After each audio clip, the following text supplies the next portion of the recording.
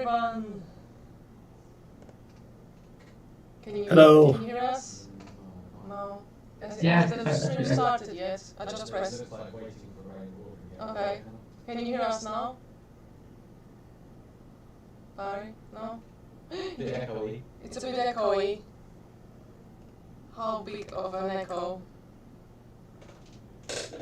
Well, are you listening to YouTube and the stream at the same time? And the Discord? Yeah, I think that's what it might be. Because I don't hear any echo at all on Discord. At least. You're coming through okay. But yeah, there's an echo. I can hear you on the phone now as well. Is there any way we can reduce the echo? I just muted the phone for a minute. Sorry, I can't. Can you listen to it? Is the echo really bad? Yeah. It is bad. What should I do? Put my headphones on? Should I put my headphones on? Would that solve the Maybe, problem? maybe. Okay, let me try my headphones on. Hold on, guys. And I'm gonna start stream from Daniel so we can see him draw.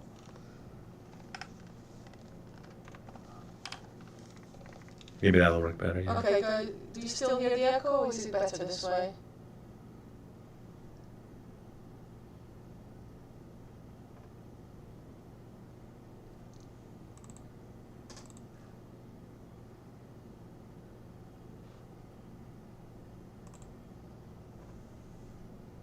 Can you hear me? It's a bit of a delay. I'm just waiting to see if it's still echoey. Oh, please don't worry, God.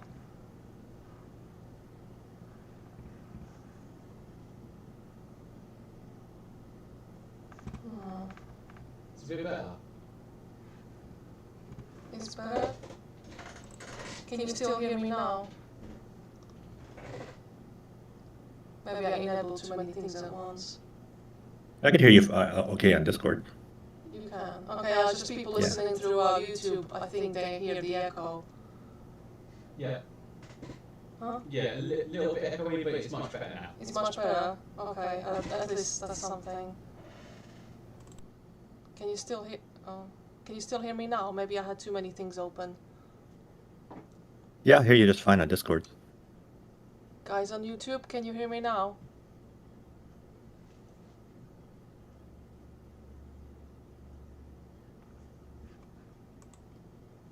That's good. Yeah. No more echo? Real quick. No more echo. Yes. Okay, I think we got it. Yay! Excellent. Give me just Sorry. 1 second. I'm Sorry, a trying to bit of open something. teething problems, but welcome to the Tonight Show with Daniel live. Hello. Hello, everyone. We have quite celebrities in the chat. Obviously, Daniel himself. We got also Hi. Ben Lincoln and Laura Panico joining us tonight, which is great. We see chat is going wild, and we have our moderator Bazielim. He won't be speaking, but he will be moderating all the naughty ones. So hopefully, we won't get any naughty ones tonight. Right. So tonight we'll be talking to Daniel. So prepare some questions for him, and also he will be drawing. So I don't know, Daniel, do you want to start drawing now or later? Yeah, I'll start drawing now. Just give me a second before I Yeah, of course, no problem. just need to set up my rig. Got all my little tools set up. Oh, perfect. Sorry, just No, it's you know, not. unfortunate things. Okay, that will, oh, that's not right. Sorry, I have everything set up for work, so. No worries. Oh, my cursor is going wild. A lot of people in chat. Yeah. Hello, everyone. Hello, Nightfall Alicorn, Tailgate. Hello, Green Raptor, Solid Head. Wow, people I never. Hyperion, I recognize that one. Hello there. Sweet.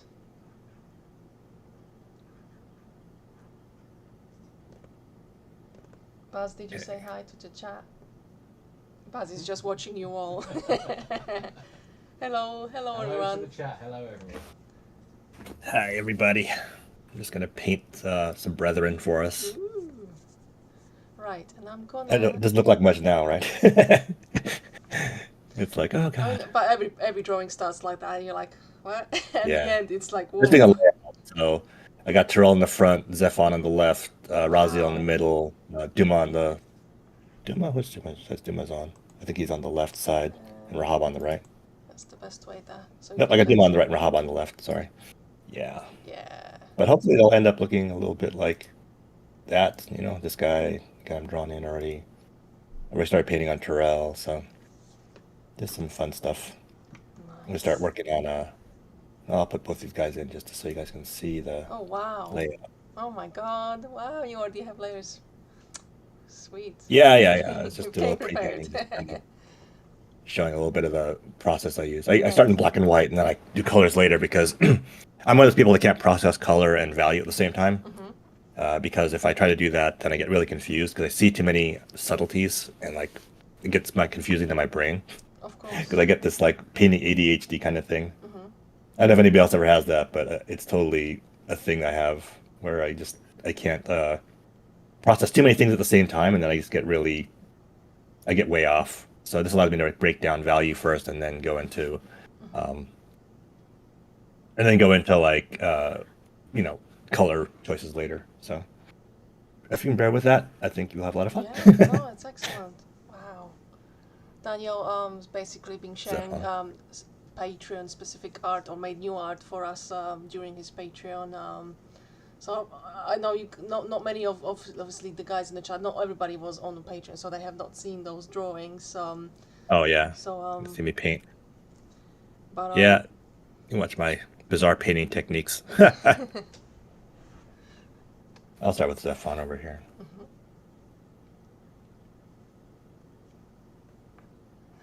I think we have a few people asking questions, some notes. So I'm just checking what people have been saying. Okay, nothing really. Yeah, if you guys have questions, it's better to post it in the YouTube chat so I can see it, because I can see the YouTube chat scrolling. And when I have Daniel's stream on, so he can actually see him paint. So it might be better that way. Can you guys all see the painting okay? Yeah, I hope. Is it being cut off a little? Hold on, I'll make it. Is it better this way? No? Oh, there you go. Now we can see the whole thing. Yeah. Excellent. Nice. How's everybody doing? Yeah. We have about 52 people watching at the moment. Whoa. Nice. Any news on what the deal is with Story 1 on Steam? Is it being released on or just permanently off market? We don't know. We're just waiting for them to say anything. But yeah, there hasn't been any news for a while. We know there was this patch released by GOG really briefly, which turned out it was just by accident, unfortunately.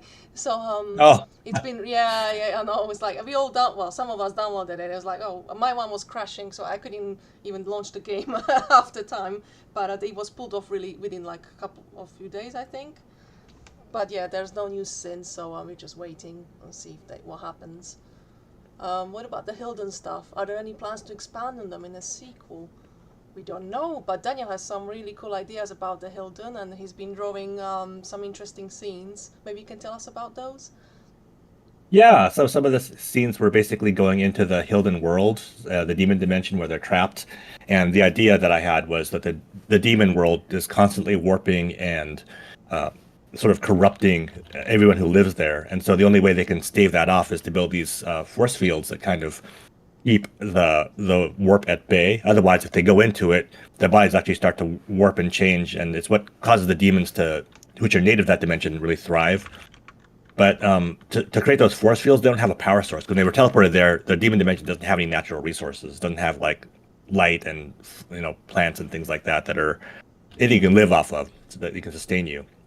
So the Hilden actually end up building a city, or taking their city and creating these. It's like a tiered city with the higher ups, the nobility towards the center, and the workers towards the outside. And the idea I had was that the force fields are sustained by a power source which only they have, which is their own bodies. So they take various members of their own society and turn them into living generators. And so I painted a few of those to kind of show like what the city might look like, what the different designs might be for their city and things like that. So it was fun, like basically just sort of building their society out, the Hilden Kings area. And what's happening is these batteries eventually burn out, and if they don't replace them, they they start to die, and so they start to warp, and so that there are parts of the city where they actually are lower on the caste scale. They weren't fortunate enough to have enough of the right kinds of people to power their batteries, and so their shields are failing, and the outer city is slowly starting to warp, whereas the inner city is fine because that's well protected and well stocked. But it's a secret that's basically kept by the Hilden from their people, but it's slowly starting to get out that the outer cities are starting to fail, and so there's a sort of a time element to their imprisonment in the demon dimension that makes it really desperate for them to try and get out, which really gives them a motivation to not stay there, and not be part of that system. Yeah, and we haven't. If they can help it. Yeah, we haven't really seen much of the Hilden society except Bloodman 2, really. So it's really good to see them fleshed out more and seeing what's behind their motivations and seeing their society. How is it functioning in the Hilden dimension? As you say, it's really difficult, and they're struggling to survive after so many centuries of imprisonment. So it will be great to see some more of them maybe later if you do more drawings at some point. Of the Yeah, it'd be great. It'd be fun. And then yeah, for sure. And like even the Hilden King that I painted was with ready to fight Kain, or actually Kain was just sneaking into the center of it. So I actually have some paintings of him sneaking into the center of the city, fighting some of those living batteries. I did the machine for possession too, and basically so that when you see like someone that's possessed, they always have multiple voices. It's because there's a machine that they use where it takes multiple mind-linked Hilden to basically possess somebody. That's why it has like a crazy look to it, this crazy voice thing going on where there are multiple voices happening. To cross dimensions like that, it requires a massive amount of energy, and it requires a massive amount of mind power, their psionic power to do it. And so that was part of the idea. And the other idea is that the demons are being captured and experimented on by the Hilden as well. That's why you see some demons, like the lightning demon, that have the crazy techno stuff attached to it, because they're being experimented on by the Hilden. And so the ones that make it through get thrown in there, possessed, and basically with the implants in their head, they get possessed, and they're controllable by the Hilden. So just something like that to kind of sort of show like why the demons might have some of those crazy technological pieces in them. And do you have any idea how many of maybe Hilden are still around in the dimension? Do you think it's thousands or more than that? Obviously the numbers are dwindling over time because of the batteries, or those shields collapse after a while, as you were saying. Yeah, I hadn't really given an exact number. I thought thousands. It couldn't be hundreds because that would be too few of them. Yeah, exactly. But it'd be fun to have it where not everybody is suitable to be a battery, and so because of malnutrition and things like that, and the way that their hydroponics work and everything, they basically are slowly dying off, and so in larger and larger numbers, and so they need to basically. It's getting worse for them. Yeah, exactly. Somebody's asking in the chat of the freezer 700. So how exactly does time work in the demon realm? Do demons who taunt Raziel seem almost omniscient? I think this is because they're being possessed by the Hilden, who already have this knowledge, who can see into the time stream. And that's why they're speaking to Raziel through these demons, because they're possessing them. I think the possession wasn't really indicated in Server 2, because you can see that in Defiance, you guys added a green glow, which is great indication somebody's being possessed. But in Server 2, the demons have normal eyes. Would you think we would add that effect if you could to show the possession, or is it just a natural kind of look to them? Yeah, I think it depends on how we want to interpret demons. We haven't really worked that super out. In Soul Reaver 2, we knew they were being possessed, but we didn't work out a visual for it yet because we were trying to clue that in specifically. But in Defiance, we realized that no one could really tell that demons were possessed or not, and so we were like, oh, we need to, it's kind of like unleashing a dog with a controller and without a controller. So it's like, yeah, we need to show more of a design that basically purposely tells people that these things are possessed and stuff. And the Hilden weren't revealed in Soul Reaver 2, so we couldn't really overtly state too much. We had to wait for Blood Omen to come out and reveal that. It was only at the very end when Kain actually says, "My God, the Hilden," that they even talk about them. So there's that sort of thing. And basically, we had to be really subtle about how we revealed things, and we became more and more overt as in Defiance. Right. But generally, you're right. The demons were possessed, and they were having the communication of it's a communication of the Hilden talking through them. Yeah, because yeah. Would you say that regular demons don't really talk and they just have grunts? Like in Defiance, they only have grunts. They seem to. Yeah, I would say they're semi-intelligent. Like they would have like some kind of language and some kind of communication between them, but they wouldn't be necessarily speaking per se. And then and the Hilden are basically, they don't care about nature or the natural state of things. Right. So one of the things I wanted to do with Kain going there was to find a few Hilden that had actually had found a way to adapt to the demon dimension. And the way they adapted was to use techniques from the vampires, which is basically a heresy, so to speak. Right. Even though they're not religious, they have this thing where they don't do anything the vampires do. That's all stupid, nature stuff. Yeah. And so there would be one or two Hilden that actually would survive or learn to adapt to the actual demon dimension, using techniques that the vampires did to kind of align themselves with nature. But again, that would not be a popular thing, and so anybody caught doing that would be killed, or executed, or otherwise, anything having to do with the vampires were right in any way would be sort of stamped out. And so that would be the idea, is that Kain would find these Hilden that are actually using these secret techniques, and and realize that maybe there was some compromise to be had, or some, not every Hilden's bad. It's like It's really straightforward.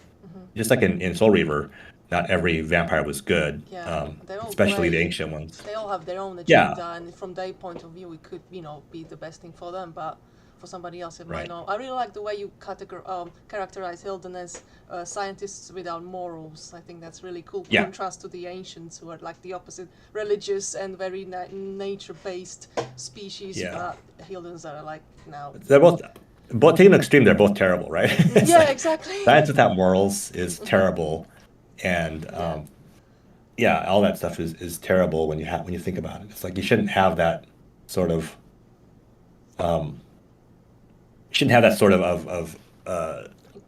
Extremism, what's the word? like, You shouldn't have that sort of extremism on either side, but they did, and that's what they were in conflict about. But I think what we can see, one of the few good things or interesting things Bloodman 2 brought in was the seer. Like, she seems like a vampire Hilden hybrid, so obviously not all Hilden agreed with all these extremists on one side or the other, and there was obviously an overlap when they agreed on some things, obviously potentially in secret to not be outcast, but like the seer. That's a quite interesting one there. We all like, what is she? But I think you said already before that she's a vampire Hilden hybrid, if that's correct. Yeah, that was the idea, and she exists in both realms because she was pulled through and at the same time left behind. So she talks like when you hear her speak, she's always kind of not there, and kind of there and kind of not there, and that's because she's switching consciousnesses between two different worlds constantly, and she can't control it as easily as you or I can. Basically, she's lucid and okay sometimes, and sometimes she's way off in a different world. And that was the fun part of designing her. And I really want to bring her to life if it's possible. I'd love to. Great. Can you give her more clothes, please, next time? Maybe a bit more dressed. The seer? Oh, no, she's getting more naked. No, more. Of course. I think she has the least clothes in the whole game, potentially. Maybe some of. Well, the priestess was pretty bad. The priestess was pretty bad too. Okay, yeah, that's true. She didn't wear much. Yeah, no one wore more that much anyway. But yeah. Yeah, no, I'm kidding. We have some. No, yeah, I agree. It should be fun to design. More, yeah, I mean, I like your really redesign of Uma with a bit more priestessy look to her, like with robes and everything. Oh, yeah. Yeah, that seems like it fits into LOK, not just with her walking around in knickers and. Yeah, we had different aesthetics for sure, Yeah. And somebody that in the chat, I think was one reason. Okay. Somebody is actually touching upon this aesthetics part. Let me just scroll to the question. Okay. If you would to redo, obviously, the Hilden aesthetic, would you stick to Bloodman 2 view of it, or would you change it up a bit? I'd probably change it up a bit, but that's just me. Alex's design was fine, or Steve Ross's design was fine, but I think that just personally, just to take some ownership of it, I might adjust it a little bit more and change some things around. Like the heels are really hard to design. The feet Yeah. on the pure Hilden was really hard. But I like the fact that there are different kinds. There's different levels of degeneration on them. There's skull-like. There's sort of a life-like version of them that's very normal looking, and there's some that are very skull-like. That's fun. I think I would probably adjust the design a little bit more though. So this was a question by Just to make them Alan, look so a I little more just haven't alien. seen Yeah. it. He's also asking about the Dark Prophecy and what your thoughts about ritual entertainment, if you can talk about it. Ritual was fine. I actually had a good time going over there and talking to those guys. They're really great designers and stuff like that. It was hard a little bit because we were trying to tell them a lot about the more gothic nature of Soul Reaver, and they took the more heavy metal road of Soul Reaver, if that makes sense. Right. And heavy metal's very much beat you over the head, right? And where gothic is more like subtlety and okay, the way I put it, goth in terms of like what I see as the use for goth is it creates beauty out of pain. So for people who have been in pain, for people who are going through some stuff, goth expression allows you to kind of transmute that pain into something beautiful, something creative, something powerful. And heavy metal is another expression, but it's a little bit more brute force. It's a little more, the barbarian to the monk, sort of, so to speak. Yeah. And so their take was a little more heavy metal, a little bit more beat you over the head, and that wasn't what Soul Reaver was about, really. I mean, when you go into fights, sure, it can be heavy metal all you want, but I think that there was a nice subtlety to the designs of Soul Reaver and to the themes and tones. And I think that all of their designs came out really heavy-handed, and they sort of mixed up the Hilden King with Kain a little bit too much. And so I was like, well, I mean, you shouldn't mix those designs so much. I thought it was just a little too blended. Like they didn't quite understand the designs, even though I'd gone over there and sort of laid it all out. They'd already come up with their designs, and they were sticking to certain levels of design that I'm like, I didn't have as much say per se. It was more like just consulting for us, and that's why I think it didn't work, because in the end they didn't quite get it, and so it was hard for me to say that, because I think that I wanted them to get it. We explained everything. We talked about the traps, and we had a big design day with them, and in the end, it just was still got very much into the a very simplified form that we thought wasn't going to work, and it wasn't up to me to cancel or keep them or anything like that. I just did my best to consult with them and give them all the information I possibly could. I remember you were saying before at some point that they wanted to bring Raziel out of the sword, and you guys were not really happy about that. Yeah, I think they wanted to just have him like pop out of the sword whenever he wanted to be there, and then the whole reason he's it's a tragedy for him is that because he was sacrificed, and you immediately nullify that sacrifice if you can just jump out of the sword, right? If it's earned, if something that happens at the end and it's earned, sure, but they want to do it right off the bat, and I'm like, well, that just completely nullifies the depth of the sacrifice. And so if you're gonna do something like that, you have to put it at the end of your adventure, or at least in the middle of the adventure, not right off the bat. Yeah. If you think about God of War, you pretty much earn constantly really cool upgrades, and there are huge, meaningful things. Like when Kratos gets the Blades of Chaos, it's not in the beginning. Right. It's at the middle, towards the end, where he's just like going through a lot of emotional shit to get to him. Yeah. And I think that adds meaning and strength to his sacrifices. And I think that was important to establish, because it allowed the writers to go places and have meaningful thoughts about what happened and how his different sacrifices worked. And I think that is additionally happening with something like having Raziel come out of the blade for whatever reason. Even his voice being lucid would be an interesting thing. You slowly hear him going just a little bit mad, or something like that. It would be just fun to have Michael Bell play that role. I think you'd have fun with it, a lot of fun. That reminds me of how Ariel was portrayed. Originally, the script says she was a bit crazy sounding, and her early recordings are very kind of like weird. Like she's not really sane person anymore after being locked at the pillars for so many centuries. Yeah. Maybe something similar could happen to Raziel over time, like he kind of descends into madness. Yeah, that'd be cool. Especially if you have to like encounter the Reaver at different time periods. Maybe he'll be more lucid in one time period and less lucid in another. And you could hear him like slowly losing it. And again, it adds a time element to everything that's happening, which is what you really want to have. Is like a sense of urgency to whatever it is you're doing. Like if you're trying to rescue Raziel, definitely want to add that, and then show like, hey, there's a time element to all of this that needs to happen. Same with the Hilden, right? Them being in the demon dimension, who cares, right? If they're just stuck there and nothing's happening, then okay, sucks for them, but it's no big deal. But if there's a time element of them slowly losing their own sentience and their own sense of being to the warp of the dimension, that adds a time element to it, a sense of urgency about why they're so desperate to get out of there. And it's not just haha, we're coming back to conquer. Yes, we're going to come back and conquer and kick everybody's ass, but we also want to survive. Yeah. And that survival, it allows us to introduce new elements, like a vampire was able to, or a Hilden that's able to use vampire techniques to survive in the Hilden world and make adaptations. I think that's not wrong. I think that's a fun element to add to it. Yeah. You were saying like Kain, if there was, you could do a continuation. You were saying about Kain lifting the Soul Reaver and maybe using it way to peek inside the Spectral realm. I thought that was really interesting concept. Oh right.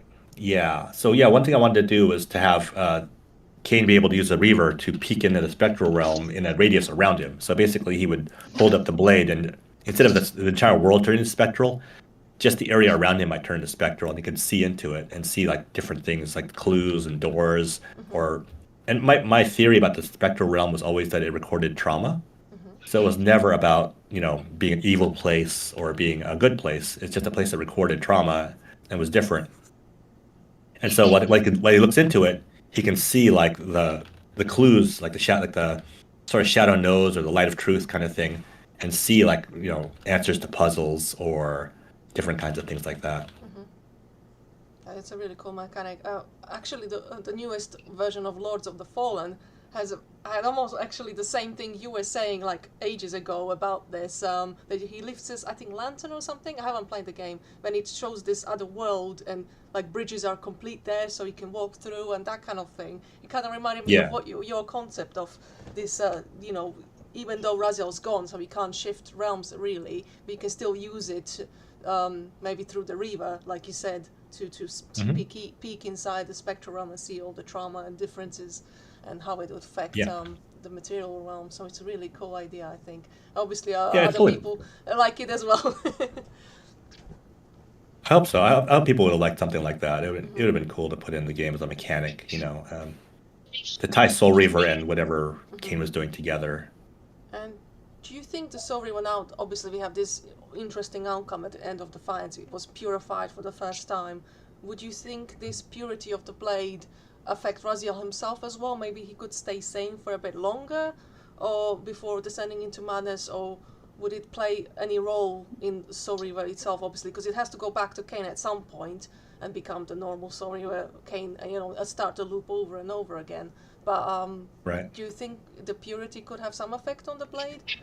Oh yeah, absolutely. I mean, I think about it like in terms of gameplay. Imagine what you'd want to have, and knowing what you know now about the game and about how Raziel is, you wouldn't want to just have this silent blade. Everybody would be expecting or wanting some kind of, I want to call it fan service, but at least some kind of, as a fan, you'd want to hear something about how Raziel was doing or something like that. Yeah. So being able to communicate with him in some way would be interesting, right? It'd be like, I want to hear what's happening to Raziel, or you hear him slowly going mad.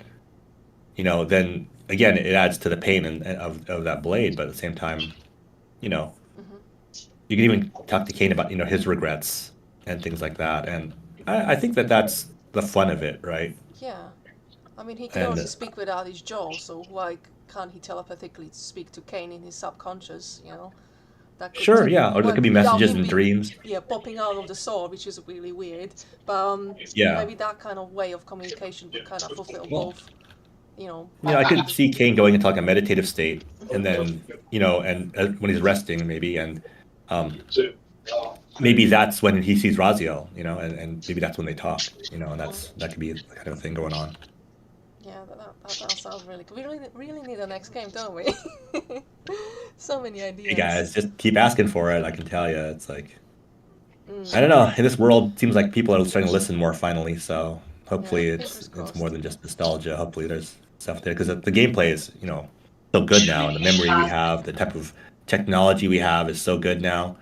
I have proof of concept of several times, like things like being able to see Soul Reaver or see the Spectral in a sphere in other games I've been working on, and it works perfectly fine. So graphically speaking, there's no problem with the technology there. You can do it. It's just a matter of, and other games have done stuff like that. I mean, like Yeah. what was it? BioShock Infinite, I think, did that, where Right. they're able to see the world in a sphere around the character, the girl, and it's pretty cool. Nice. And I think many people are you can asking do stuff about like that. remake slash remaster or something like that. If you were to remake the games or maybe continue them, what would you change if you could redo Soul Reaver, let's say? What would you add? I would make Spectral more detailed for sure. Spectral would definitely be more detailed because we could theoretically, when we first made the game, exchange every texture. Somebody has a live mic. Is that?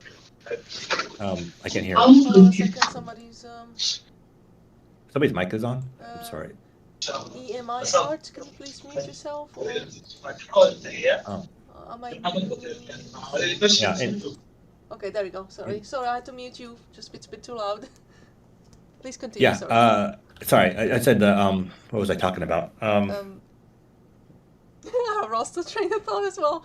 Regarding the detail to the Spectral, if you could. Oh yeah, add- Spectral. Sorry. Yeah. In PlayStation 1, we had the ability to change every texture out, and we ended up not having enough memory to do that, right? So we could do every texture differently. I actually did that with the chapel when I first started. And my intention was to make every texture just slightly different in Spectral, but we just didn't have the firepower in terms of time, in terms of like memory to do all of that. Some of the areas like the chapel, we could do it when I first started, but other areas were way too big and way too complicated for that. So that wasn't going to happen. So I think that's what I would do is like I would make Spectral more detailed.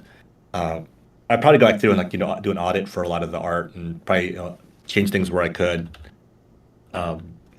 Just adjust some things. I don't know. Just pick a category. Everything would probably change if it was up to me. What about Do more combat? detailed brethren in the beginning. Maybe show more of each of the clans. Yeah. As they were. Show more evidence of them. Show like maybe recordings of what they used to look like. Things like that, and refine the enemies as well. I think we did the best we could with the polygons we had, but I think I could do more Details of a on design, them. cool design with them. Yeah. I was gonna say, many people suggest, make it like Dark Souls, the combat. What kind of combat do you think would fit Soul Reaver in modern remake? What type of game would you compare it to? Something like action, like Devil May Cry, or something more slow like Dark Souls, or something completely different? What would you think would? If I was gonna make a sequel to Legacy of Kain, I'd make it more like Dark Souls in terms of combat. If I was gonna do a remake of Soul Reaver, I think you have to add the action elements too, because there's Right. Soul Reaver at its heart is an action game with like sort of exploration elements to it more than say Dark Souls is. Dark Souls is more of a combat game and combat mastery game. So I think that if you were to look at something like Darksiders or stuff like that, maybe it's like a whole closer in camera, but just sort of more action. Like Soul Reaver is more action, and Legacy of Kain games are more RPG, if that makes sense. Yeah. So even though Soul Reaver is an action RPG, I guess you could play more up on the RPG elements for Soul Reaver too, as well. Soul Reaver as well.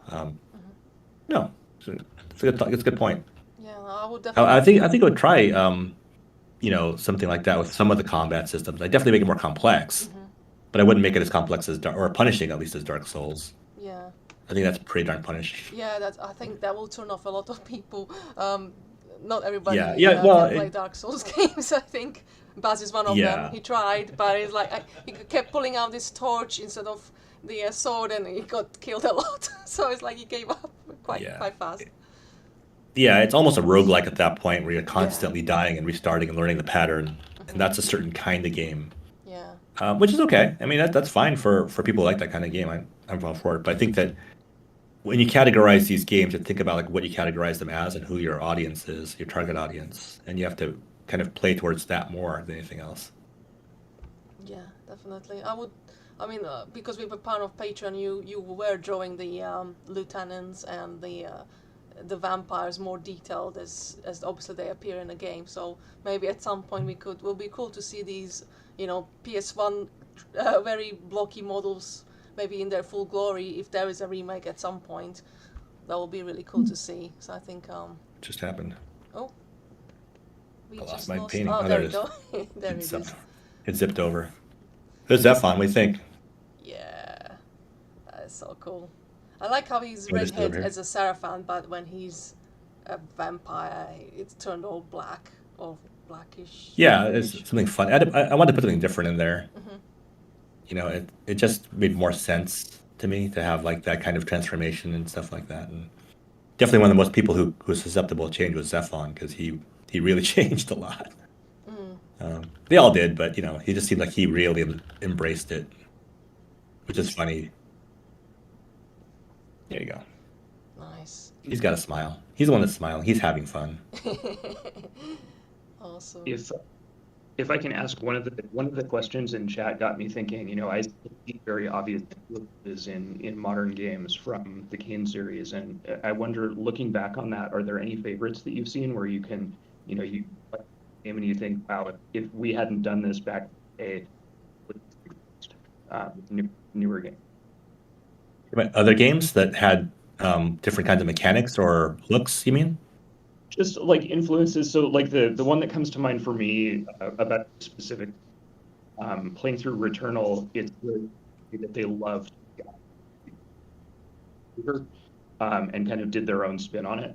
And Sorry, your audio cut out for a second, and Yes, somebody sir, else has Ben. a live mic that's really getting noisy, so I just can't hear you. Sorry, Ben. Yeah, we can barely hear okay, you.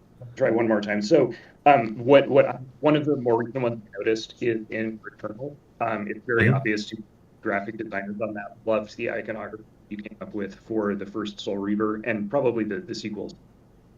They kind of did their own, and I'm just curious if you've had any how they wouldn't have made this if I hadn't done it. Did you mention Returnal? Sorry, Yeah, I'm trying. right. I'm trying to understand your question a little bit. So yeah, Returnal had a lot of really cool symbology in it, and their own world and design, definitely for sure. It was a lot of cool stuff in there. Is there something that they did that I would want to do in Soul Reaver? Is that what you're asking? No, I was more curious as like a retrospective, like you had a huge influence and the whole team on those games did on everything that came after. And I was just curious if there were any things that it made you happy to see, like you thought, well, if I hadn't done the thing, Oh, these people right. wouldn't have thought today. Well, I like to think we had an influence on people. Just the same way Metroid had an influence on us. I like to think that we had an influence on other people and other designs and things like that. It's hard to point out for sure, like how that worked, except that I know that Amy took a lot of things to Naughty Dog and stuff like that, and those kind of things. We all took stuff with us when we worked on different games. When I worked on Buffy, I took stuff from Soul Reaver, with me. And what other games have done, I mean, I think it's really cool to have like characters that are tragic. Assassin's Creed actually has their characters. They actually self-mutilate. They cut off a finger. And that's really cool about that. And I love the stealth and action in it. I played the crap out of Assassin's Creed 2, I believe, in Italy. Yeah. I Yeah. love that one so much. Yeah, everybody loves that. I love Italy. So Yeah. as Laura knows, I love Italy. But and I think that there's it's hard to say because Darksiders I think had some influence from it. I think that even Final Fantasy took some things. It's hard to say. I do think that there's a lot of really cool designs out there where we opened a lot of doors as a PlayStation 1 game, and I think a lot of companies took notice of that. I have a friend, Carlo, who's a amazing concept artist and designer, and he told me recently that one of the reasons he went into games was because he felt that, and he was working on movies, by the way. He worked on other movies like Alien and stuff like that. Aliens. One reason he went into games is because he played Soul Reaver and thought, wow, this is a maturing medium. I can actually work in this. And that to me was like huge. I was like, oh my gosh, that's amazing, to feel like that was one of the influences that helped him like cross over. And when I was at Riot, I was at an art director's sort of meeting we all had, a social for all the art directors at Riot. And I was talking to one of these guys, and he came from Insomniac, and we were just talking. And I mentioned, oh, Soul Reaver, I worked on Soul Reaver, and he like just kind of stopped dead, looked me in the eye, and said, "That's the reason I got into games." I was like, "Oh crap!" It's like, all right, that's awesome. It's like I felt really great that was cool. Like at the time, he was in art school, and he was just coming out of it, and he didn't know what he wanted to work on yet. But once he saw Soul Reaver, he decided he wanted to go into games, and he had a long career at Insomniac, and it was just really cool. Yeah, I don't know.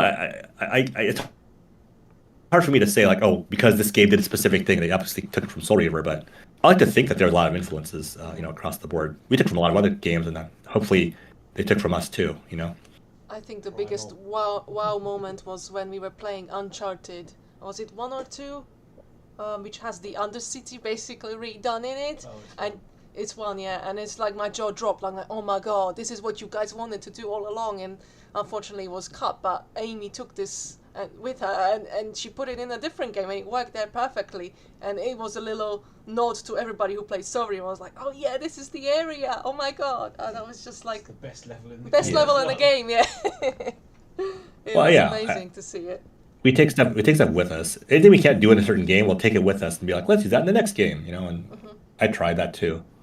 I tried that a lot, actually. You always see something from me. And do you any of your current designs, like I think they're in Valorant, do they reflect any of your previous designs from, you did maybe Soul Reaver, some sharp edges or the symbols? Or, I can't or is it like officially almost say. like subconscious kind of thing? Yeah, I mean, there's a couple of gun designs that have a Reaver-esque style feel to them. I think you'll know what they are when you see them.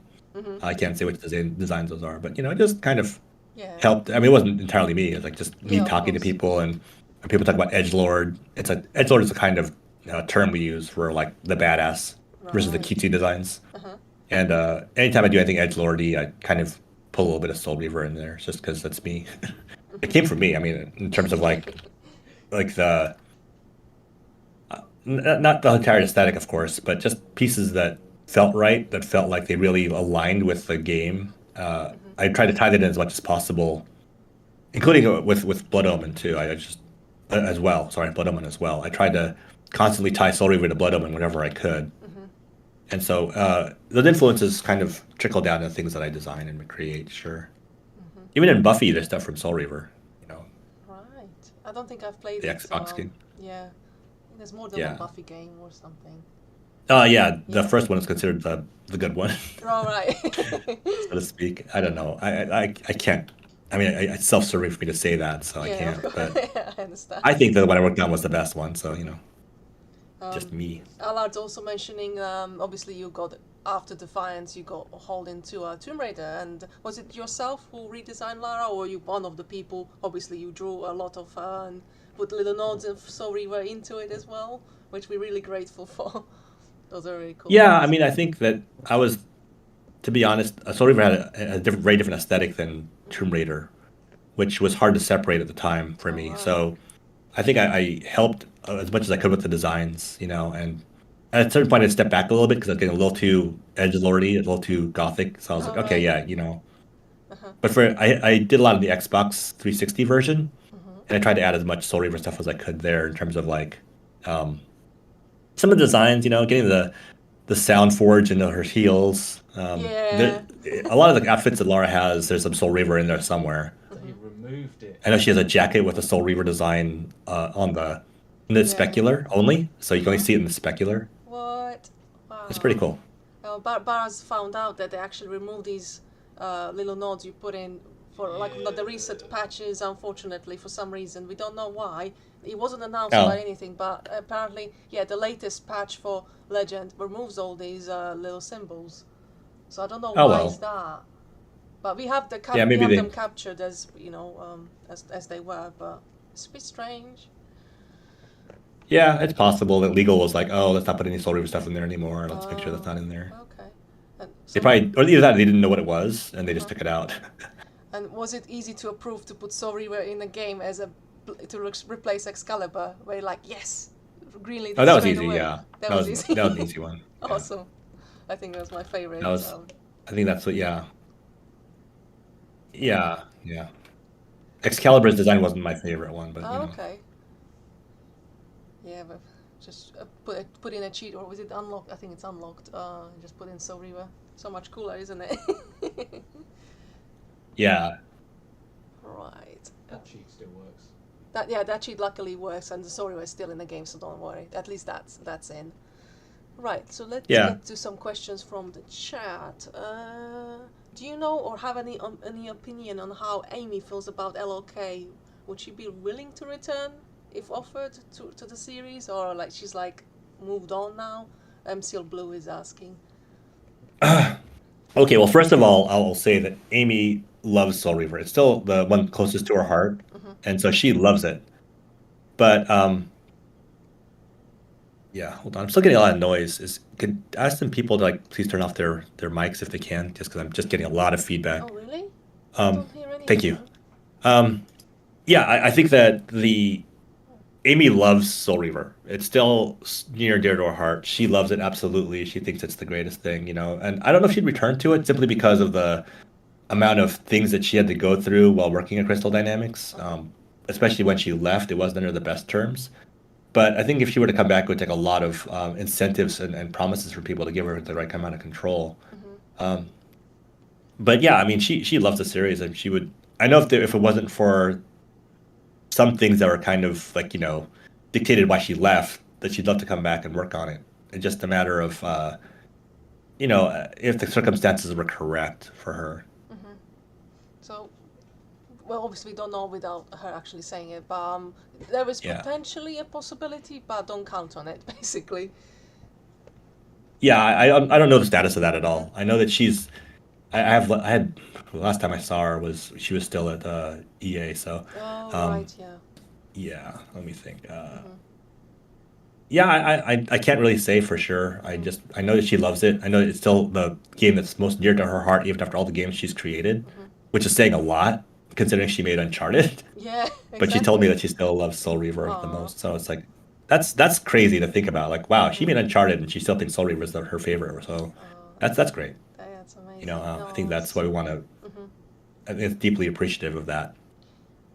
Do you But yeah. she still has her Bible?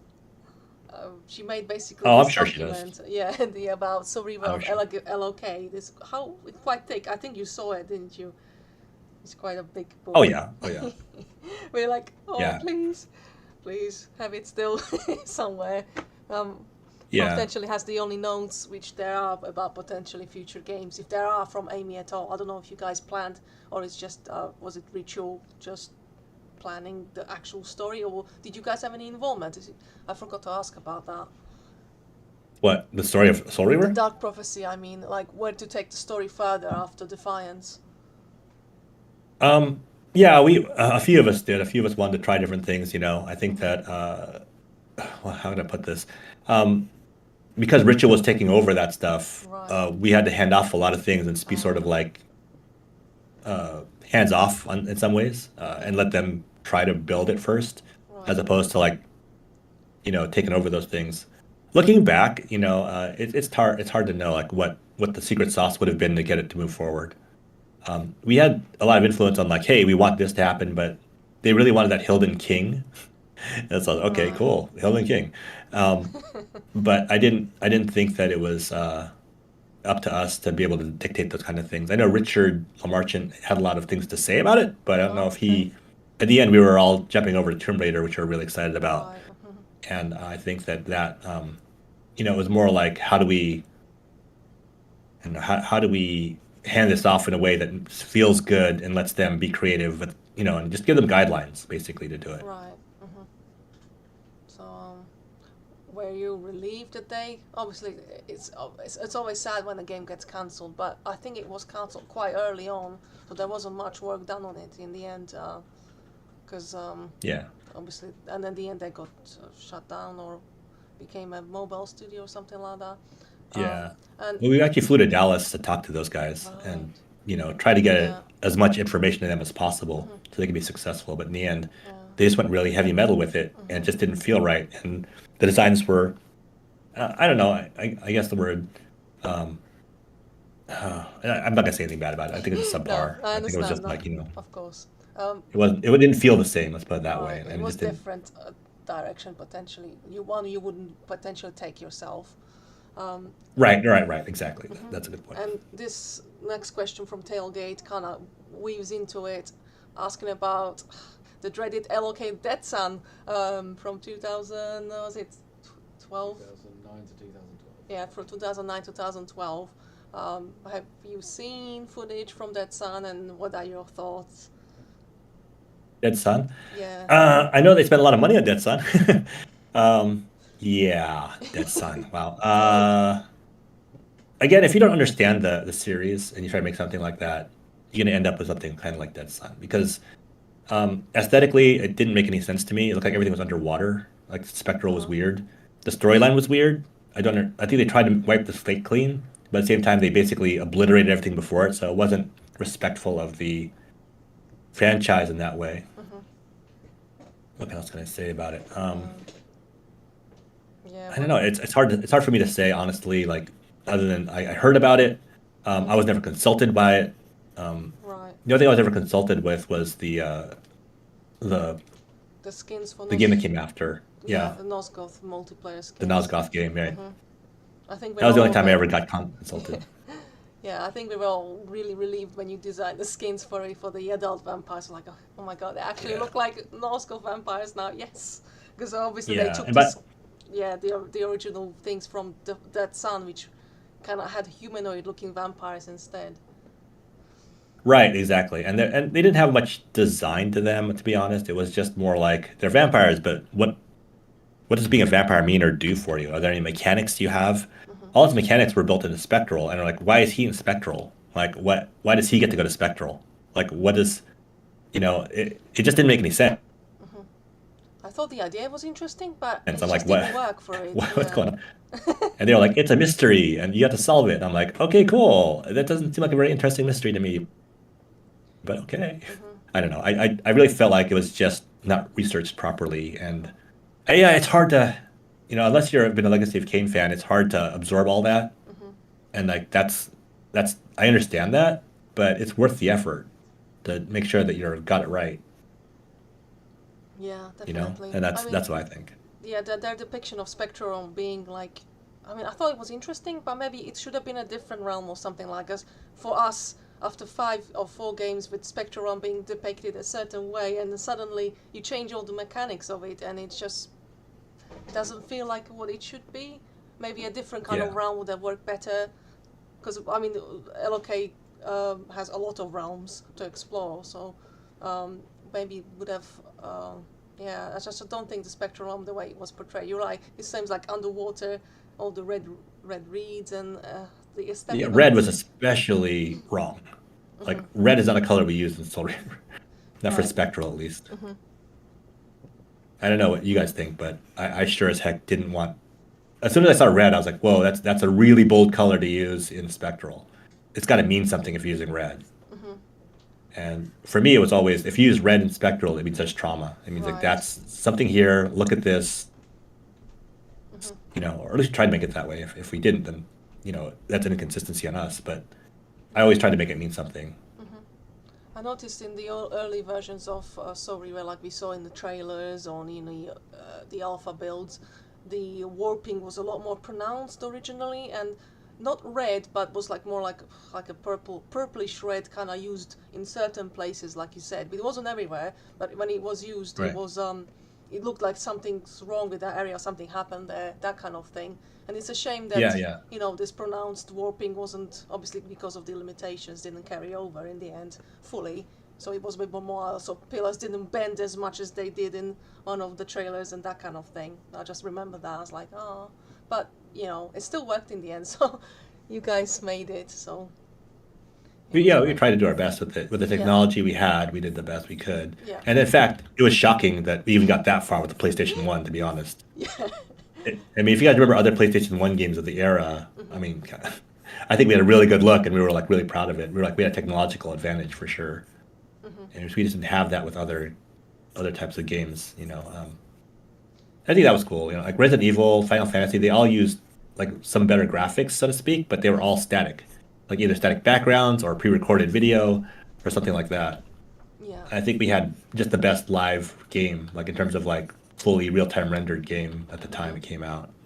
Yeah, I think for PS1, lifespan, it came out, 1999, towards its end, and you couldn't potentially Mhm. get better graphics than that, at least to me.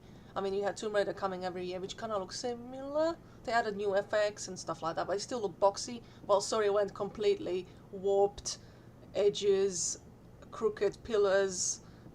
Guys were Yeah. not afraid to bend things and to make them look broken or twisted, which other games looked more blocky than Sorry did. So I think that what caught my eye, and the aesthetic of the game in general was just Raziel's cool design. Like, come on, you can't overlook that.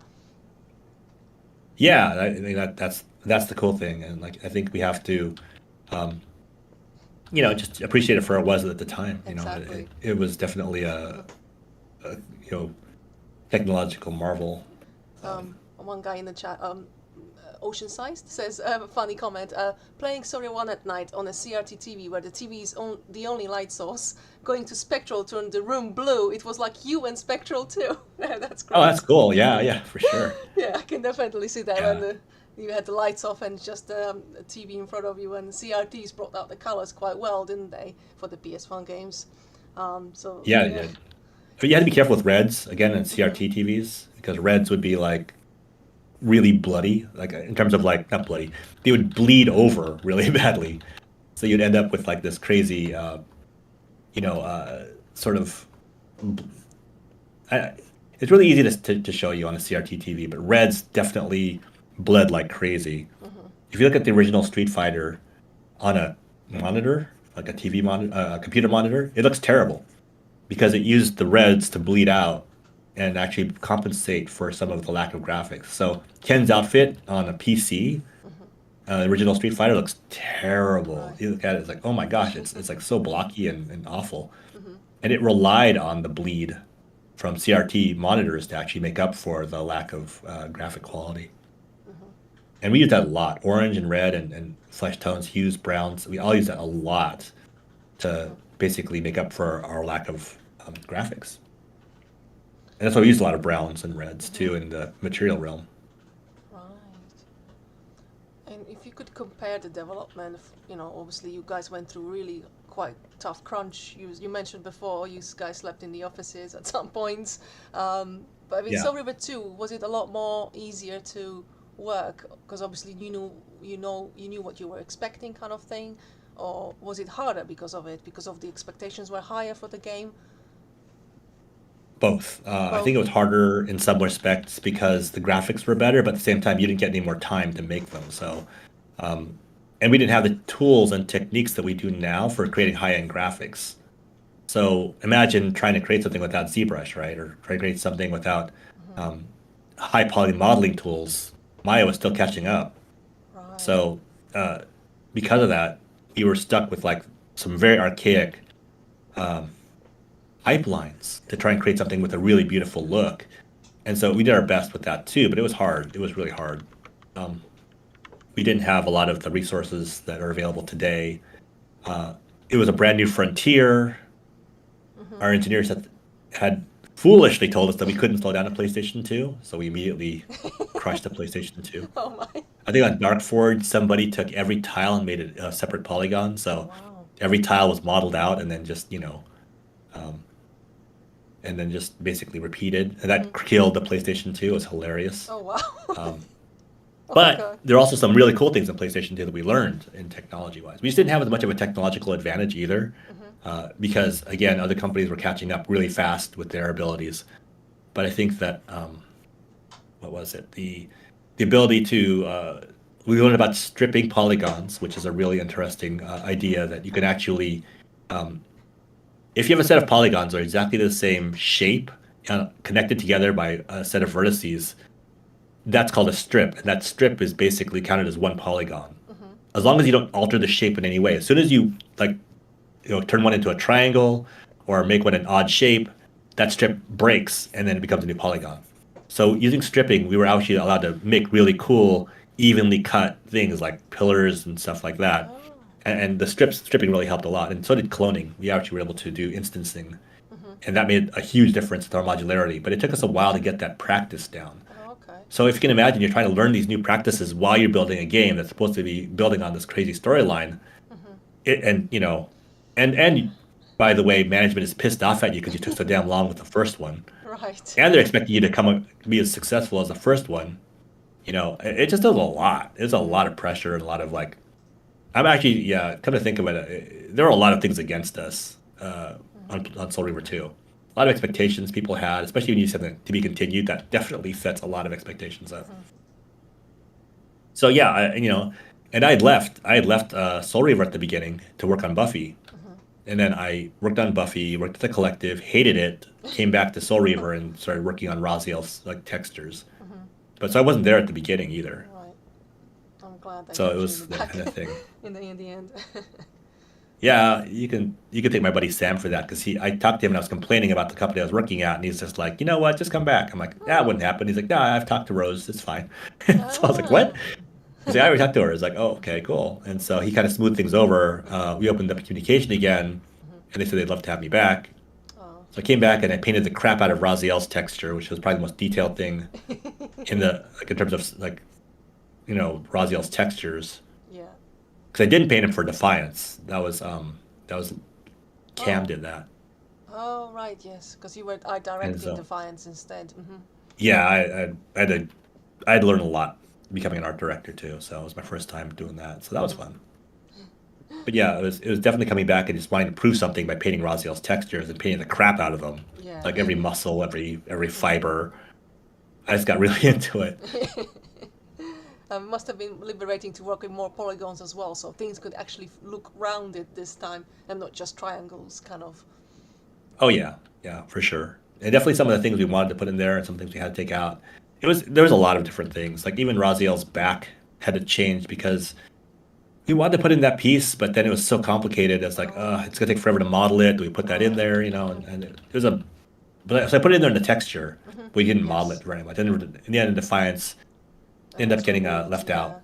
So Just yeah, to I kind of regret that actually. Not everybody knows about this. The original Story 1 texture and model has this texture of a shoulder pad, which Raziel was supposed to crack open after he fell into the abyss. He was supposed to find this piece, crack it open, and pull it over his cape so it will hold in place.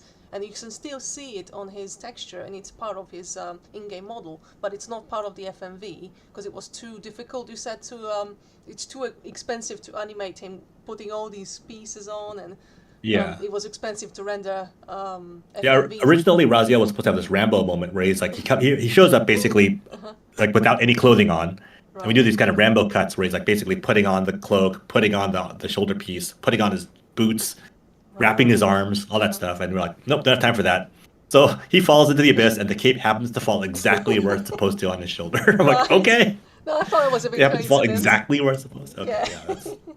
But, we thought that was cheesy, but whatever, it worked. Yeah, it kind of had to work. But the in-game model has this shoulder pad design still, but in Sorrow 2, it was kind of reduced to only his back, so it kind of there was nothing in the front anymore. It was just on the back, and then Defiance completely removed it.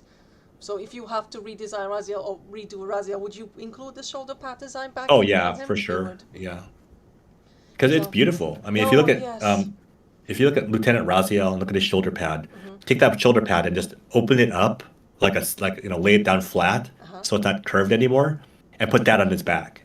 That's how much Raziel had lost mass. That's how much Raziel had basically fallen. And it was it's a beautiful tribute to his design that we were able to do stuff like that. His symbol was basically designed as upside down tears. Yeah. So that when he puts it on, it basically looks like he's crying. And that's very Gothic. You've got you're bemoaning your state, and I think that's cool. Yeah, I think that's beautiful poetry. He becomes upside down after he becomes a wraith instead. To indicate his new state. So I'm obviously covering his face as well with the cape. But yeah, it's a shame because all the renders of promotional materials of Raziel never had the shoulder pad rendered. Oh, Boyd didn't want to do it. Oh, Boyd did. That's what it was then. I mean, he hated. He didn't hate, but he basically gave us a lot of crap for the original Lieutenant Raziel design because it was really complex. And he's like, "You guys got to simplify this." Right, so it wasn't because it was bad, but because he had to model it and it was just too difficult Yeah. back at it. Because you said that he made Yeah. the sculptures first? We didn't have ZBrush back then. Imagine. He had to sculpt all that by hand. So first of all, for the face, he sculpted it all in clay first, and then digitized the clay. That took forever. No one should ever have to build like that ever again. Right. Holy crap, that was like a long. Thank God for ZBrush, right? But before ZBrush, this is the only way we could make something with real complexity. Wasn't like And, Doom done the same way? Like they sculpted these little sculptures of demons and then kind of... because that's what the sprites are from these sculptures, I think. Something similar. Because you said there was no ZBrush, so there was no way to actually make it in a 3D program like that. So I Right. think that was a common technique back in the day. So it makes sense. But it's a shame we missed out on the shoulder pad then. Yeah, it's a shame. And it's just one of those things that you do what you can with technology you have. If I could, I would bring it back completely, and definitely have that. It's a beautiful detail, I think. Yeah. I think Raziel. I mean, people complain when they draw him too, but he's a beautiful design, and I think he needs to have that complexity because it makes him a cooler character, And we saw a lot of Raziel's or Shifter's early concept designs, and some of them were like he still had the jaw but no nose, that kind of thing. Like he was already blue, kind of winged, and there was lots of different designs you guys went through before. Obviously, you settled on the final one. Was there something you were like, oh, this design is really cool, but doesn't work for Raziel anymore, but for Shifter maybe it would have been really cool? Oh yeah, any of those. Like Shifter was a really cool design, but it had more technology in it, like a City of Lost Children technology to it, which is what we incorporated as Soul Reaver. But Yeah, it's hard to say. I think kind of steampunky feel to it. yeah, because Raziel was supposed to be an angel who was supposed to jump into other souls, right, and possess them. And it would have made the gameplay a lot more complex for sure, because it has Spectral and it has possession, which we even got rid of. Possession. Yeah, 'Cause it's it's so a shame. complicated. It still didn't make it. But Yeah. did you guys manage to make it work? I mean, do you remember like Raziel could actually possess a vampire, walk around, or was it just in concept stage? I think it was just the concept stage. Alright. It was definitely one of the things we could do, but then like once you did that, the animation for Raziel had to be transferred to every enemy, or at least the ability to go forward, back, left, right, up, down, crouch. All those animations had to be transferred to every NPC, and they made every NPC huge. And back then, 4 megs of RAM we had. Yeah. So it just got really complex, and we're like, we just can't support that kind of library for all of these characters. We just, and so we're like, okay, so then possessions only like 1 or 2 characters, cool. And then we're like, that's lame. They do 1 or 2 characters. It's like that's people aren't gonna appreciate that, and I think that was something we were all thinking about. And then Blood Omen 2 brought it back, and all he did was pull levers with it in the end. Yeah, exactly. Yeah. And, and it's the same as it's much. I mean, you could achieve the same thing with charm, right? It's like you could charm a character and have them do whatever you want them to do. Yeah. So I think it's Blood Omen 2 did that. I don't know. Yeah, It's like Blood Omen 2, but you could only charm like low-level enemies. You could not actually Yeah. charm, just regular NPCs or humans. That was it. And your illiterate just pulled levers all day. So, yeah. They Well- do also have a button command to go, help me! And you can press, I think, circle button or something, or X, one of those buttons, and they would start screaming, help me. So pretend you're being attacked or something. But yeah, that was the only That's cool. amusement. Yeah, that was cool, but I wish they were more done with it. But I guess they had the same problem as you guys. All the animations transfer over. They had to simplify it, that kind of thing. So possession Yeah. isn't an easy thing even to by do. even by today's standards, where you can remap all the animations to a certain body type, you'd have to keep the same rig for all of them, so the animations can be transferred over easily, Right, yeah, and you'd still have exactly. a large amount of wrangling to do with data. Like the data wrangling part of that would be huge. So even if you're going to try it with today's graphics and today's techniques, you still have a lot to keep track of. And that's the thing: is big data is big data. It's a lot of data. You've got to keep track of it all. Yeah. And you've got to, that's why I think what Larian has done with Baldur's Gate is so impressive. People don't realize it, I think, but it's so much that they've done in terms of like keeping track of things is hard in games. keeping track of states is hard because there's a lot of what ifs, and every time you add a new what if, it doesn't double the amount. It dimensionally exponentially increases the amount of complexity to the data. So if you imagine, they have to check have you talked to so and so? Did you kill so and so? All that kind of stuff is incredibly hard to track in terms of like the number of things you have to do, the sheer number. And that's why when I played Baldur's Gate, I was just really impressed that they even put those things in there, because the reason we cut those things as we put everybody, by the way, in game design wants to do it what Baldur's Gate did. We're all like, oh, let's do this, and you can do this, and you can do that. And if you do X, Y, or Z, then they'll react to you differently. Cool. Everybody wants to do that. Everybody has that in our design. We all cut it because it's just so much data. It's so hard to keep track of. It's so much and if you alter one thing, it has this chain reaction going all the way down the entire game. And so anything complex, like, okay, Larian did all that, but there's still like, third person kind of turn-based, which is a little slower. Once you have an action game with even more complex like interactions than what they had, you have to keep track of. And if that interaction changes at all because of the interactions you have, then it gets exponentially harder on top of that. So it's that kind of a thing where we have to be very selective about what we choose to do with our designs, and with what we decide to go forward with. Yeah, definitely.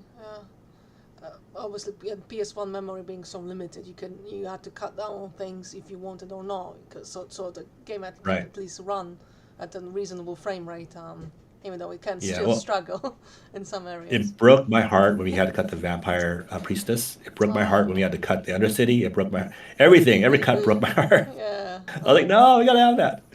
And they're like, well, and so, and even even how we had different vampire abilities we had to cut, or every kind of what do you call it, Reaver ability we had to cut. Yeah. I was like, oh, so painful. Yeah, and the day and night cycle, which you guys pretty much done, but it was disabled in the final build, so we never got to see it properly, which is a shame. Yeah, that's because we wanted to have vampires hiding in the daytime and then coming out at night, and different enemies you'd fight day and night.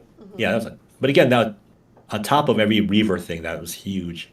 Because every time we cut a Reaver, we had to cut an ability, everything that ability gated, everything that ability was sort of linked to and was influenced by in terms of attacks and combat, and every kind of font, every reference to that font.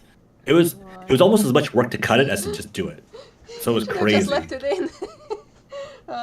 Almost. Yeah. I mean, but at least the every time we fire cut one something survived. Yeah.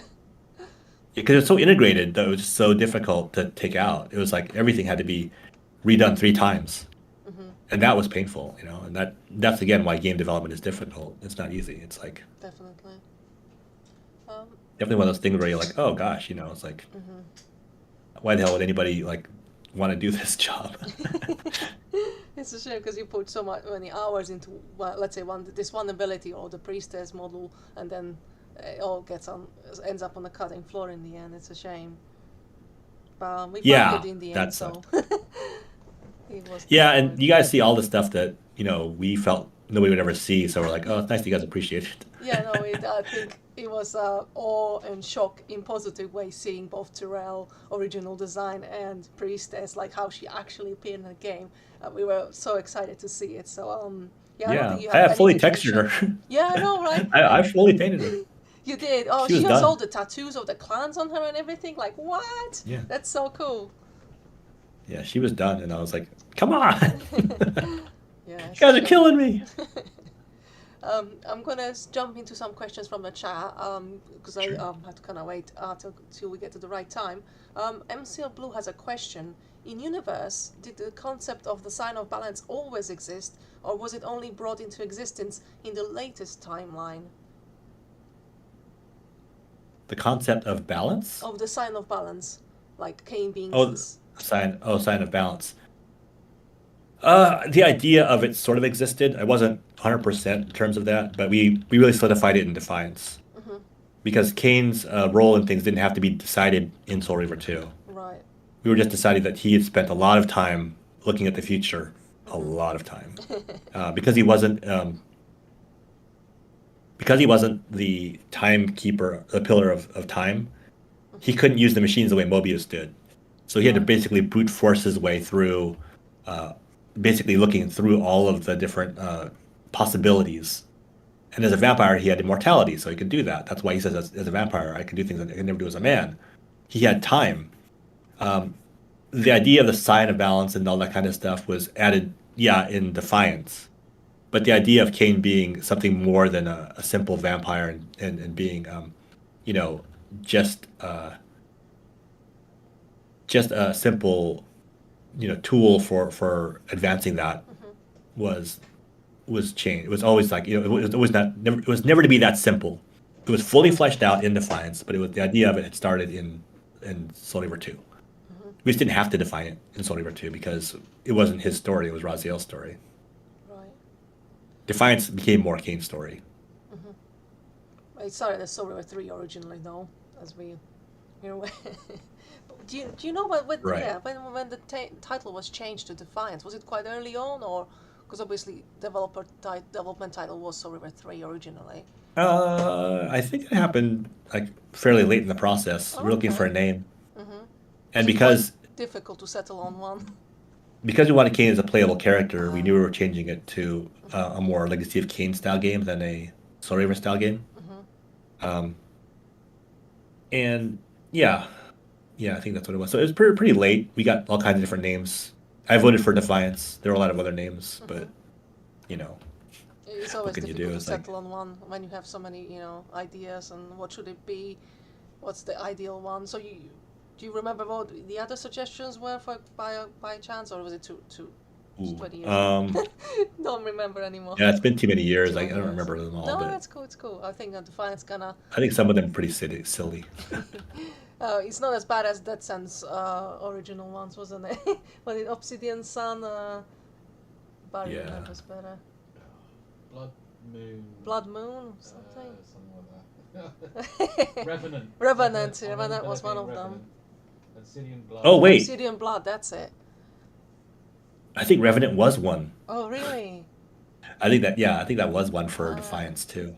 I guess I that makes think. sense. Savage Messiah. Savage Messiah, yeah. So, the Savage Messiah? Climax, yeah, That's Climax perfect. Oh, we people- should go with Savage Messiah. That sounds like a romance novel, a bad romance novel. Yeah, Climax actually preferred this the Savage Messiah, but I think what we learned that Square pushed for LOK Dead Sun instead. So yeah, Oh yeah, that's a better than Savage Messiah. Savage Messiah.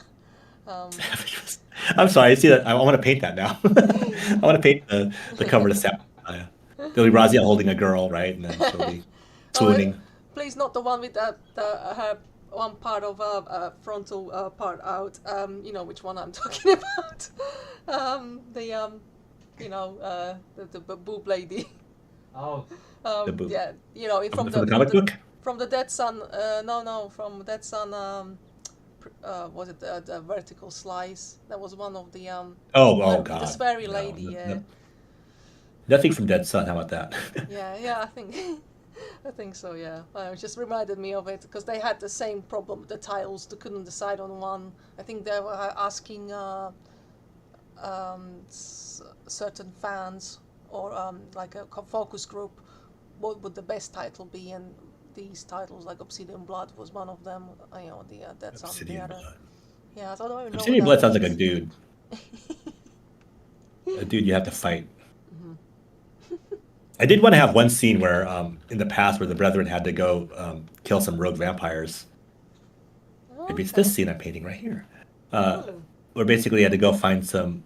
It's kind of like the Barbara Roy from the Vampire Hunter D, Bloodlust, where they actually had like a coastal town of free werewolves and vampires who basically defected from Kain's army and from the Brethren's army, and of course they find out about it and they're pissed. So Right. basically Raziel goes over there and gives them an ultimatum, and if they don't take it, well, the other brothers are already in their midst and they don't know it, and they're gonna get their ass kicked. Nice. It'd be a fun opening to a game, I think. I mean, the manual, these days games don't have manuals, but that's what I loved about Soul Reaver or the PS1 games. You were given this thick manual and had the backstory to all the characters or even bosses, even explain all the abilities. I mean, you don't have these, all the tutorials are part of the game now, so there's no extra flourish until there's actually lots of reading text on a screen. But Sorrywa had this part about the dark gods, about the lesser vampires, that there actually are lesser vampires in the world, and they've just been tolerated because they add spice to the court of Kain's empire, and that's a really cool concept to explore as well. Like you said, like there's other vampires that they can contest and then try to, you know, subjugate. So yeah, it's so much you can explore within the even Sorrywa 1 or Lieutenant era. So that's really interesting. Yeah, for sure. That's one thing I wanted to do too. Is if we were going to do another game besides a sequel, I'd love to do a prequel with like all of the Brethren, the Rise of the Brethren and stuff. That would be amazing. Yeah. I think that'd be a fun game to work on. Don't you guys think? I can't see chat, so all I can say is like. Oh yeah, no worries. I have a few more questions in the chat. Sorry, I'm trying to get to them. Let me scroll up. Sorry, it's going so fast sometimes. There was a question regarding animation. Okay, like fan animation. I think I saw a few sketches from that. Have you seen anything fan-made which were animated? I'm not sure. Yeah, I actually did see one that was like a fight scene that was like really cool. Was it a Kain and I think it was Raziel one? Yeah, it was Kain and Yeah, Raziel that one. was a cool one. Yeah, I think I remember that. But there are not that many around. Was that Eric? There's one guy. Okay, so there's a guy on Facebook. I can't remember his name right now. Shoot, it's right to me. He works on Castlevania. He's the background painter on Castlevania, and he loves Soul Reaver. He's contacted me a few times, and he's done some beautiful paintings. Oh my gosh, his stuff is so gorgeous. Oh, amazing. It's so interesting to find these Sorrywa fans, so, you know, everywhere. Like... That's the one thing I think I just really deeply appreciate. When I meet fans, like I met Naito-san. Did I tell you guys about this story? I went to Japan back in the early 2000s. And I met Naito-san, who is the creator of Trigun and Bash the Stampede, and and a lot of my character designer. His name is Naito, and he and I were talking, and we were having dinner together, and it was awesome. We were just having a great time. And he was telling me how much he loved video games and stuff like that. And he asked me like, what did you work on? And I said, oh well, you probably didn't hear about it, but it's a game called Soul Reaver. And he's like, oh, Soul Reaver, I know. And he started he started motioning like he's opening a cowl on his face. Oh wow! He's like, I have a toy. I'm like, oh shit! He's like, yeah, I love it. He's like, good job. Oh, and I was like, oh man, that's awesome. Wow. And that was really cool. I was like, and the number of artists who have heard of Soul Reaver is actually pretty high. I was like, what? You guys heard of this? They're like, yeah. Like internationally, people know about it. And it's like, it's cool. I mean, like, it feels really good that people liked it, and they felt that because the medium was such an infant state back in the day, having a game that really took, things seriously when it came to like the lore and with things we liked and all the stuff I brought over from like D&D and that I loved, and even the design work that I took. I think that was cool. I think that was really deeply appreciated. Yeah, that's I don't know what great. Raziel's doing here, by the way. He's just snarling. He's really Raziel's doing clearly this. picking somebody up. Yeah. Zephyrin's clearly pummeling some guy's face in, but Raziel is just like, rawr. Yeah, nice.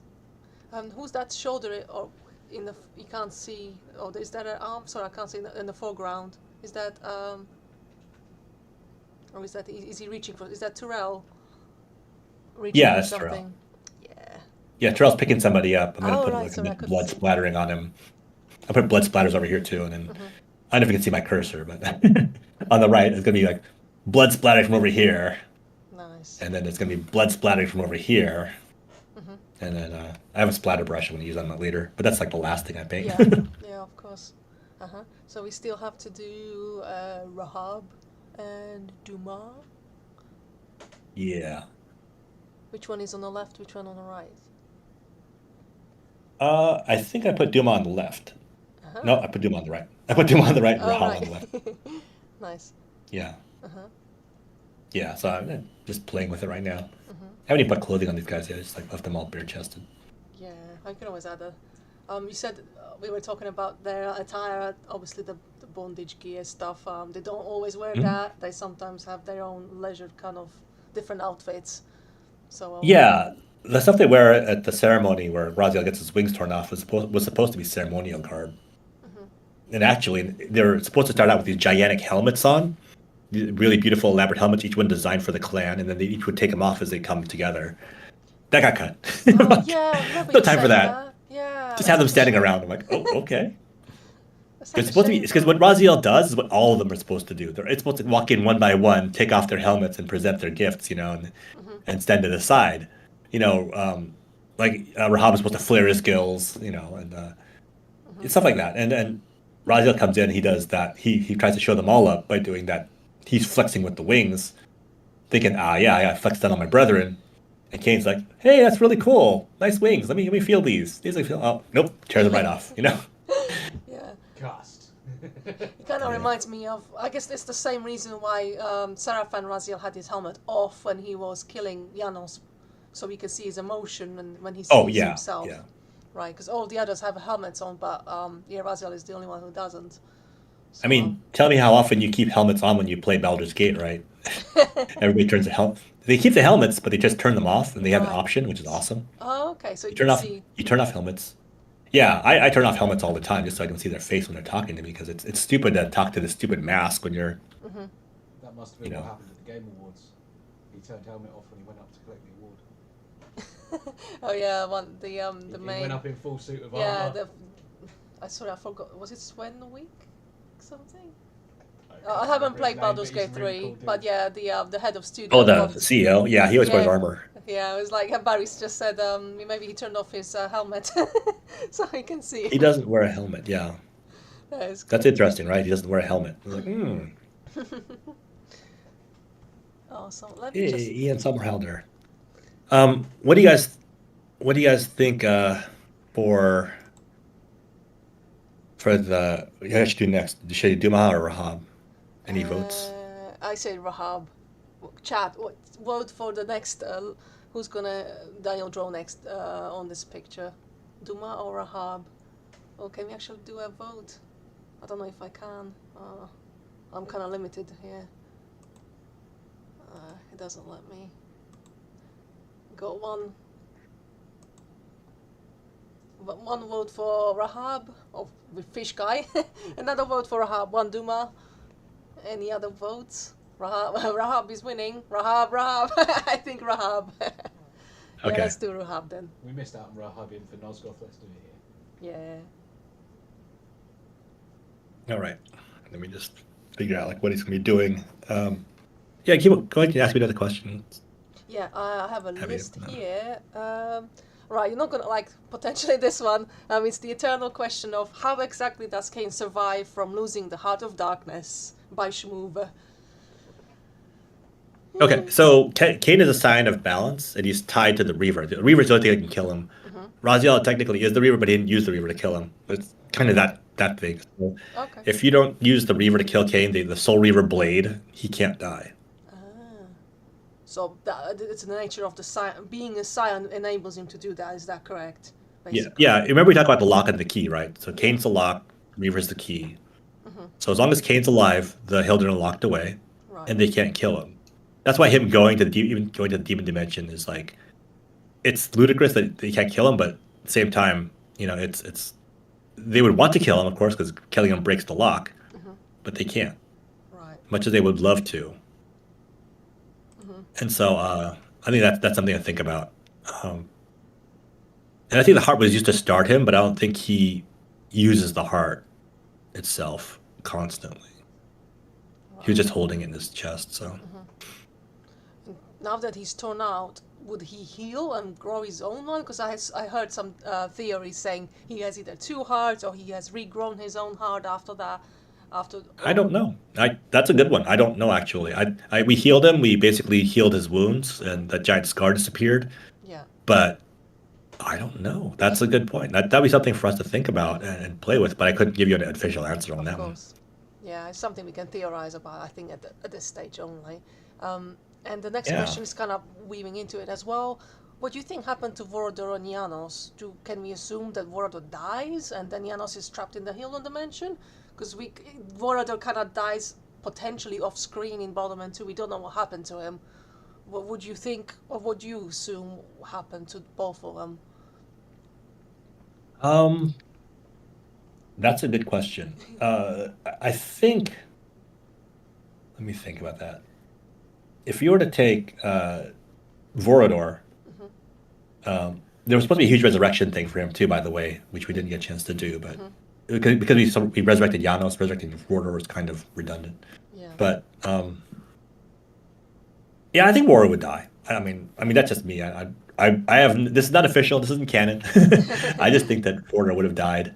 And then what is it? It makes sense because he wasn't supposed to be alive in the first place. Or you were saying Development 2 team didn't get the memo, or they wanted to bring him back really badly, wasn't it? You were saying you had kind of they just didn't. Problem. They didn't consult with us. That's for sure.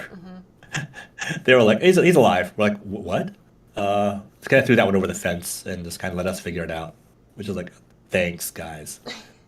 But figure it out, yeah. yeah, I know. I was like, "Oh my gosh, you guys." But let's see. I think Janos might still be alive. Actually, I think Janos might still be he might have reverted back to the beast because they need a power source. They're still using like Hilden and stuff like that. I can see they could use an eternal vampire as a power source would still make sense. Yeah, that would be cool. What if Kain encounters Janos in the demon realm? How would the encounter go? Would he go mental and attack him, or that would be interesting to see if Kain puts him out of his misery, kind of thing. Who knows? There's lots of things that can happen with that. Right. I think you draw something like a demon Janos, one of your sketches. That was really cool with wings and everything, but like a demon with horns and like warped Janos kind of version. Yeah, that was supposed to be like him possessed. Okay. Yeah. It was cool. We had a lot of fun with that design. That was back before I realized I just can't do individual contributions while I'm an art director. I tried. That was a bad idea. Oh no. Right, let's all go for another question. We have many questions. Were there any internal discussions of how the story would have ended? I think we kind of brushed upon it, but not just your opinion. Did Amy have something? Is there any conclusion been written at all? Was it like more open-ended and just go, I'm sure there was some. Amy left it open-ended. Oh, but yeah, Amy left it open-ended so that we could whoever came up after her could, have finish the work, yeah. Carte blanche to do what they needed to do. The worst thing you can do is write somebody into a corner and leave them with that. And were there guides? Sure, there were guides. And I don't know where Amy wanted to take it after that, though. That's the thing. Is like she left some notes, but not a whole lot. I think we were still like figuring stuff out too. It's hard to say. It's hard to say what the absolute ending would have been. I would have think that the Elder God would have come a real confrontation with Kain. I think the Hilden coming back is an actual idea, or finding a way to lock them away for good and bring back new guardians. That was my thing. I wanted to bring back new guardians and have Kain purify. Purify one of Raziel's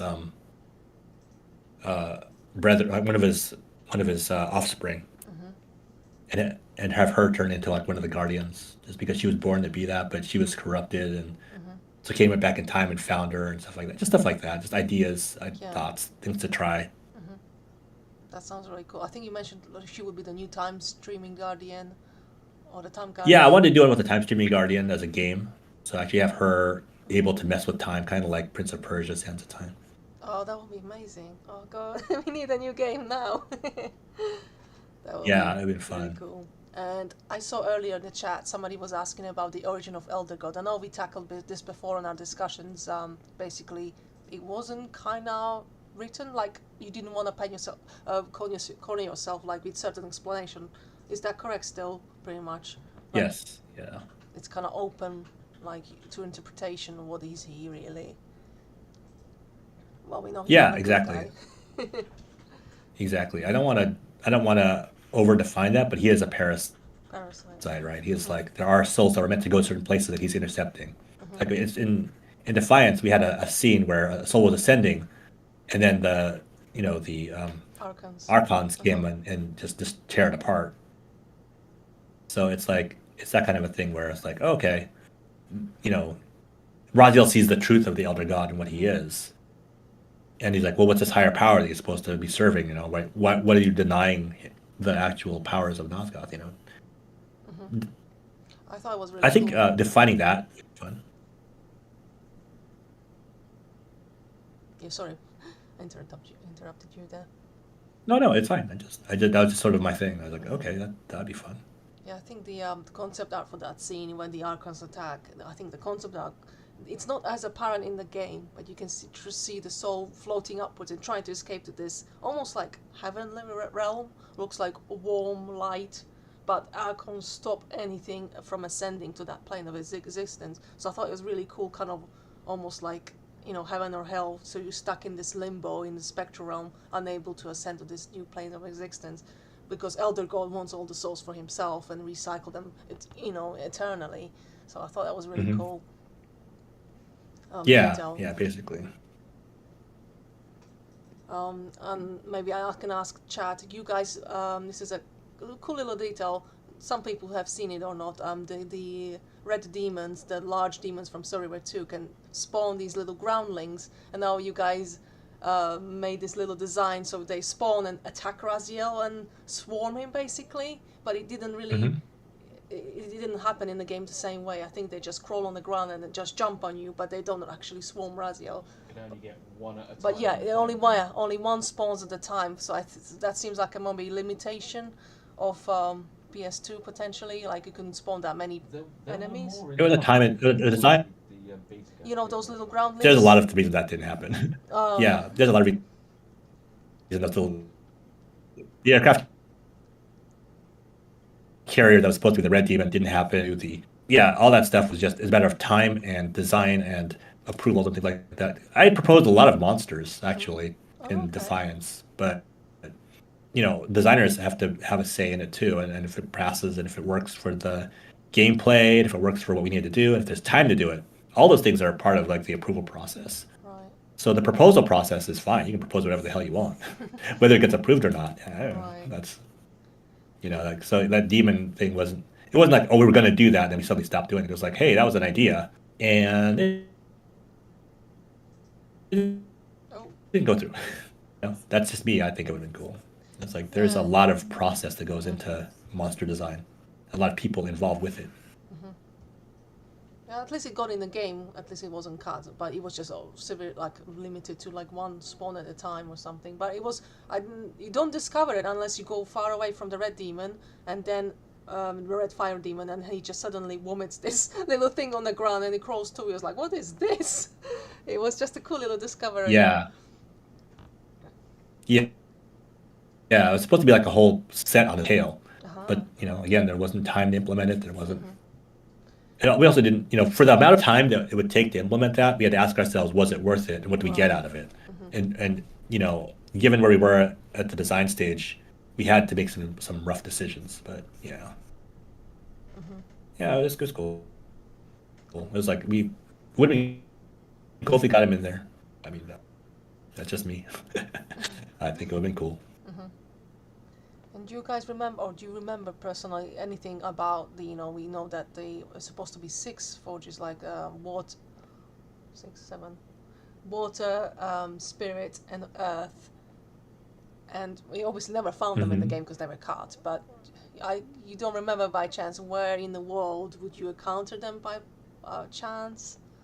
Oh no, I don't remember that stuff. No, that's cool. It's cool. It's only been 20 years, guys. Come on. I was like, we still wonder, where was this and this and this? Yeah, no, I have no idea. Yeah, that's cool. Hopefully, at some point, maybe someday we'll learn if there is any remains of those concepts left. Let me just get another question. How does Raziel's free will work? Again, by Shmuva.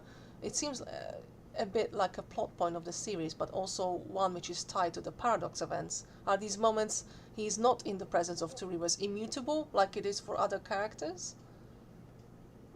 Interesting question. No. Raziel, as soon as he had the Soul Reaver wrapped around his arm, he is a living basically he was detached from the wheel of fate and time. He was granted free will. He can do whatever he wants.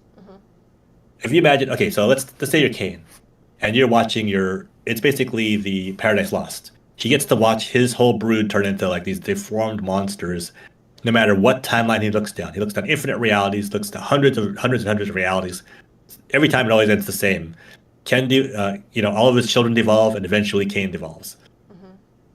Except for one where he takes a Soul Reaver out and he beats Raziel over the head with it, and it shatters, and then there's static.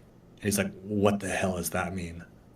And suddenly his omniscience for that moment is gone, and he realizes that two Reavers, when they're bound together, can warp and change time. They create static moments, right? Suddenly, like, not static, but they make dynamic moments in time where actually you can change your fate. Raziel, by his very nature of having the Soul Reaver wrapped around his arm, makes him decoupled from fate. He has absolute free will. He can do whatever he wants, and that terrifies everybody, especially Mobius. And so him being able to do whatever he wants means a lot of things. It means basically Mobius is like, I have to manipulate this guy, because otherwise he's an absolute terror. He can do whatever he wants. I mean, if you can imagine that, imagine having, oh God, what'd I do? Imagine having the ability to, manipulate the time stream, manipulate people, manipulate events, or see how they're going to unfold and manipulate things to work in your favor. And then suddenly having this one guy who just like, no, none of that basically affects me. And you're like, well, crap. So that's how Raziel works. Basically, because he has a Soul Reaver bound around his arm, he's a living like paradox, so to speak. And then when he gets the Reaver in his hands, he's able to really, really warp things around. That's why, and the only thing he's not able to change per se, and this is because he's the Soul Reaver, the only thing he can't change is him going into the sword. Because by his very nature, for him to exist as a paradox, he has to go through being put into the blade and then being smacked over his own body over and over again. That's the one thing he can't change. But everything else about him allows him to change fate and time. Right. Yeah. So sorry guys for those who think you can save Raziel. Unfortunately, he's bound to this fate forever. But I think Amy already confirmed it in one of the interviews as well. So yeah. I mean, if you think about it, it's the only way he can be who he is. So, and he was at peace with it at the end. At least at the moment he did it. Yeah, exactly. Yeah. Nice. But again, this is something that we had thought of back then. If someone can come up with a better storyline or design or idea and justify it correctly, I don't see why you wouldn't be able to change that part of the story. It's just a matter of because whoever the new writer would be, or if there was going to be a new version, they would have to at least take that into account and understand like what that means, the ramifications of doing that.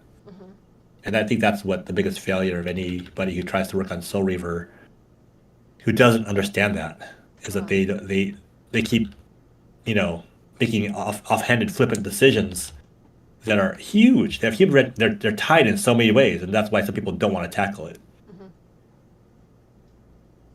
So, you if you're a writer and you have all these things, all these limitations to how things work, you wouldn't want to write for that story anyway. We try not to give people too many boxes, but there are some things we did box writers into, and that's hard. But yeah, that's basically how it works. Let me just grab another question from the chat. Kat is asking, what was the strangest LOK tie-in you know of? Doc Martens. That was a weird one. There was a couple of Japanese ones that were weird, if I remember right. I remember what they were. Yeah, there was a lot of weird tie-ins. I don't know. It's hard for me to pick just one. Doc Martens I know was terrible for me though, because they don't wear boots, guys, unless some marketing guy suddenly puts it in there without consulting, which they did. Yeah, maybe you can tell the story about the Blood Defiance promo boot boot scandal. My friends still needle me with that, by the way. Really? Oh god. Oh yeah, my friend Diana, she needles me every time she sees me. She's like, "How about those Doc Martens?" I'm like, "I will kill you." Yeah, so they wanted to get Doc Martens in for a Legacy of Kain tie-in, and they don't wear shoes. And marketing's like, "Well, that's why no one can relate to Legacy of Kain. They don't wear shoes." I'm like, "Are you kidding me?" And I said, "No, absolutely not. We're not doing that." And next thing I know, I didn't have anything to do with this. You see Raziel with these Doc Martens on, and it's like, what happened? Why is he wearing shoes all of a sudden? Where does this come from? It's completely. There's no part of our design that actually explains that or has that, or how are you going to? It's like it was so antithetical to everything that we had done, so carefully thought out, so carefully put together. And I was so furious with marketing for that. Oh no. It's like, I just couldn't work with them after that. It's just like, you guys suck. Because I remember some of the promo shots had proper, to open toe, those boots, but certain shots had them actually wearing closed boots. So I was like, where did this come from? Why? Why just those, not the other? It just made no sense. Why they're suddenly wearing boots? You know what I mean? It made no sense to me as a fan. Like, why now? Why at last game? they got tired of walking on their feet or what? It made no sense. It's like, what are we doing here, guys? And it affected me for quite some time because I didn't trust marketing for a long time after that. It's only been like with Sony and Riot that I really started to trust marketing because they're awesome. Especially Riot's, holy crap. Those guys get it on a level I've never seen before. Oh, wow. Their marketing department is the best in the industry, I think. Awesome. The music videos, they slap so hard. Like, oh my god, dude, they're so good. Nice. Somebody says, just on the topic on shoes, they could have had horseshoes. Like, what? Yeah. Thanks, YJ. Yeah. The problem is, like, which sponsor sells horseshoes? It wants to sell to us, right? So. Oh, that's hilarious. But I think you already tackled this with, for example, Kain and his skin becoming almost like armor to him. He doesn't need shoes. He has protection already with his skin. Because it's hardened. Is it chitinous material or something like that? Or not really? It's somewhat kindness. It's like it's a hardened skin basically. Hardened skin, It's still flexible, but it's like right. The idea is that in sunlight it would harden further in direct sunlight, so he doesn't burn like the others do. He would probably retreat, but it would hurt. It would suck, but he'd survive it.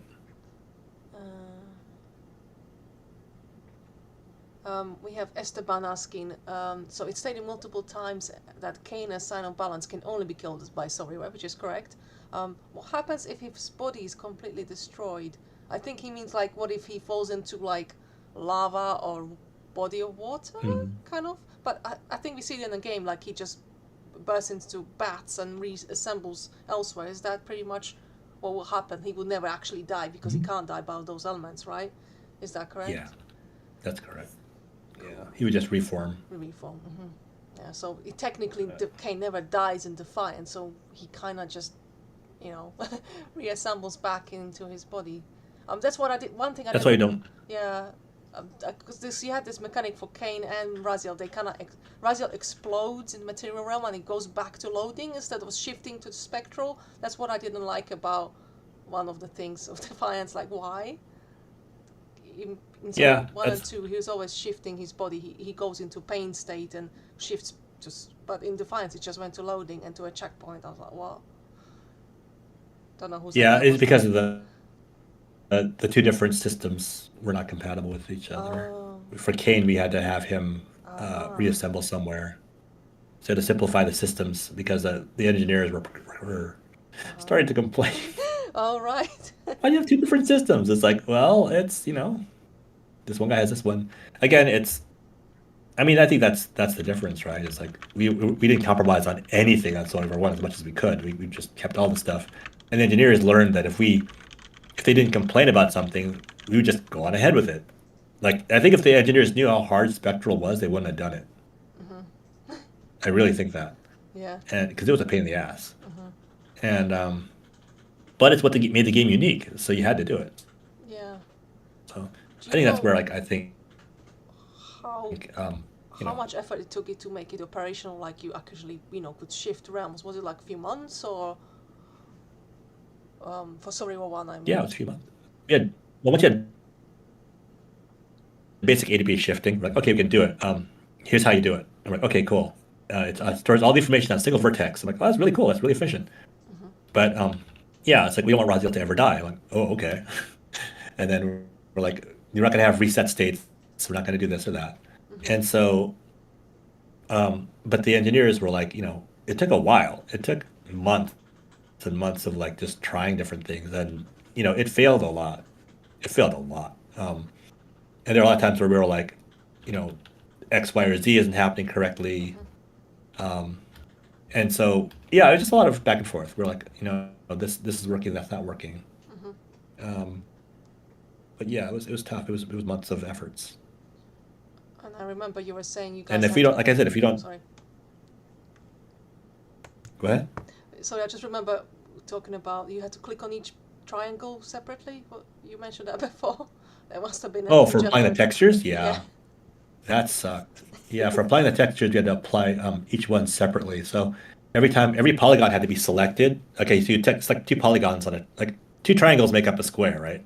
You had to select both squares, apply the texture to it, rotate the UVs until they made sense, and then select the next two set of squares. So you're slowly reassembling it. So what we would do is we would take screenshots of areas we wanted, paint the textures we wanted like flat, and then cut it up into like the number of textures we needed, give it to an art intern, and have them apply it. Or we'd apply it ourselves if there was time, but most of the time there wasn't time. Right. But the interns only got towards the end anyway, so I was like, oh. Oh, crazy. Yeah. Okay. Oh, somebody asking about horses. We see horses that, well, they're not. We don't see them directly. But can you confirm? Are there any horses in Nosgoth? There should be, of course. Yeah. Quadrupeds are a very difficult thing to do in Unreal, or in any engine rather. I mean, you look at it, I think Last of Us was the one that got horses in, and Red Dead Redemption and stuff like that. And it's like it's a lot of work. Yeah. It's a lot of work. So yeah, there are horses in Nosgoth. We just it's just a lot of work. Yeah, I mean, And more than Bloodborne the 2 PlayStation. avoids it by having those self-driven carriages or of those. There's some sort of a motor. There are signs for stables. Signs for stables, with yeah. pictures of horses. With on pictures them, of horses, yeah. And Survivor 2 has ancients riding black horses on one of the murals. So that's the only depictions of horses we can actually see in the games. Blood Omen cut dialogue. Oh, I'll shoot your horse for 20 krona. Right, cut dialogue in Blood Omen as Well, well. Think about what game did you first start seeing horses in that you started playing with? Oh, good question. Shadow of the Colossus? When's that? That Okay, was- yeah, Shadow of the Colossus is really good. Yeah. Is that a PlayStation 2 or PlayStation 3 game? PlayStation 2, It's a not PlayStation. 1. No, definitely not 1. And it's an Argo, arguably one of my favorite horses, was the source of the game. Basically, that was part of the gameplay. That was like a core element of the gameplay. Now imagine trying to take that amount of work and making that a secondary thing you can do. Yeah. It was like, that's a lot of work. And if it's not a core gameplay part, like, why would you do it? Ah, Zelda. So yeah, Barry just found, of course. I guess that could be one of the first 3D horses. which Zelda? The Ocarina of Time. That had a horse. Yeah, again, that was a core gameplay element for it. So Yeah, but as a so secondary yeah. one, yeah. Too much. yeah, once you have quadrupeds, you have like a collision element that's like way bigger than a standard cylinder, which is what most of it is. So it only happened in like later stages in the technology. For PlayStation 2, later and late. That's a late stage. Like Shadow of the Colossus is a late stage PlayStation 2 game, and so late stage PlayStation 2 games had taken a lot of time and energy to develop. So it's the kind of thing where it's like, yeah, horses were hard, and a fun thing you want to hear is like it's a lot of resource too, because when I was working at Sony, we did a horse motion capture day, and the data was shared between Last of Us, Ghost of Tsushima, Wow. and who else is there? And Insomniac, I think. They had the data. They all bought the data, and so all that horse riding data was shared between the three of them. But especially Ghost and Last of Us 2. Those are the ones that basically took all the horse data. And the motion capture studio smelled like horses for weeks afterwards, by the way. Well, I can't even imagine, like, motion capture for a funny horse. thing about horses, too. Yeah, if you motion capture a horse and you're running around acting like, getting it to rear up, getting it to run around, you have to bring other horses in to just hang out and be calm. Because if you tell a horse to do all these things, it's going to get, like, it's a prey animal. So it's going to get excited and it's going to think it has to flee. It's going to get out of control. The other horses that are being calm actually tell it that it's not in danger. And it's like, oh, okay, I can be okay. So you actually have to have, whenever you hire a horse for a shoot, you have to hire other horses to actually keep it calm. And it's because it's a herd animal too. So it looked at the herd to see, like, should I be, like, I'm doing all this crazy shit. Should I be scared? What's happening? And it looked at the other horses who were like, nothing's going wrong. You're like, okay, cool, I'm cool. But otherwise, if you rear up a horse, if you tell it to run around like crazy, if you make it do all kinds of crazy maneuvers, it will panic. It will start to panic and it start to get kind of like, like, why am I doing this? What's going on? Like, is there something bad? And as long as you have other horses in the area that are just like, just hanging out, being cool, the horse will be fine. And that's through a lot of experience. People have learned that. And you did motion capture for quite a lot of games. How did you get to it, and how was the process? Did you enjoy it? Was there any funny stories you can tell us maybe about that? Yeah, I worked for Sony for 7 years, doing motion capture, facial capture for Death Stranding, Last of Us 1 and 2, God of War, Spider-Man, basically every PlayStation 4 game that came out that was first party. Wow. Yeah, a lot of fun stories. I mean, gosh, there's, okay, here's the funniest thing. Have you guys seen the latest Death Stranding, not Death Stranding, the OD trailer that came out from Kojima? And it's like, it's really spooky and mysterious. This girl says the hungry purple dinosaur ate the mad whale and started venting and quacking. Yeah. That's a panaphone. Basically, that is a sentence I had every single actor say, whoever I ever scanned, because basically it makes their mouth go through all of the different motions that you need to for speech. So it's a panaphone. It's like the quick brown fox for alphabets. It's that for facial motions. So that when he had them start saying it and everyone's like, ooh, that's a mysterious sentence, I was just laughing my ass off because it's basically just a panaphone. And yeah, she says it in different ways, and yeah, she says it with, like, fear, and she could say it with that. But that's basically the list I had every single day I was doing that stuff. Wow. I'd be like, oh yeah, just say the sentence. There's actually 4 or 5 of those. There's like one where you're like, oh, have Sarah go to the store and get 3 packs of snow peas. There's another sentence like that. But yeah, the panaphone for that is hilarious. Wow. Let me think about this. Oh, I have a funny story about Death Stranding if you guys want to hear that. Yeah, sure. I was so I went to actually to England, and we were scanning Mads Mikkelsen for Death Stranding because he was in Europe and he couldn't make it to the United States, so we had to go to him. So we went out there and we met Mads. It was really cool. It was a fun day. I got to hang out with Kojima for a few weeks. That was great fun. Damn. And we were sitting there talking, and his handler, Kojima's handler, came up to us and said, hey, Kojima's birthday on Saturday. We're like, what? We're like, yeah, it's his birthday on Saturday. We want you to get a cake. And we're like, oh, okay. And so what was funny, the head of my studio had come with us to be on this trip, and they asked him to do it. And he was like, what? He's like, first of all, I'm in England. I'm not from this place. How am I supposed to find a cake? And it's already like, I think it was already Thursday or Friday. Wow. And he's like, it was Thursday. That's right, it was Thursday. And he's just like, I've got to find a cake here somewhere, and I have no idea what's going on. Like, what's going on? How am I supposed to find this? So he spends while we're all shooting with Mads and doing the facial capture and stuff like that, he's frantically talking to cake makers all over England. to try and find one that's close to us enough and that could do what we needed to do. And he actually found one. Wow. And he sent him a picture of Ludi's, like, the design for Death Stranding, and we made a cake out of it. Nice. And we were actually able to get the cake in time to meet Kojima and have this huge birthday party for him. I still have video of it in my phone. And we actually went to the steakhouse. Let me find I remember what the name of the city was. What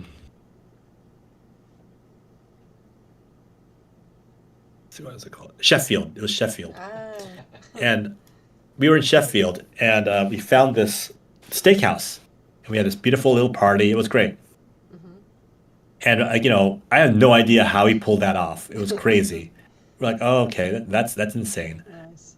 And, this is all under wraps. People are still figuring out that Mads was shooting with us because they saw that Kojima was wearing the jacket. So people were keeping an eye out for us like crazy. Wow. So we get to the steakhouse. We all take photographs together. It was a lot of fun.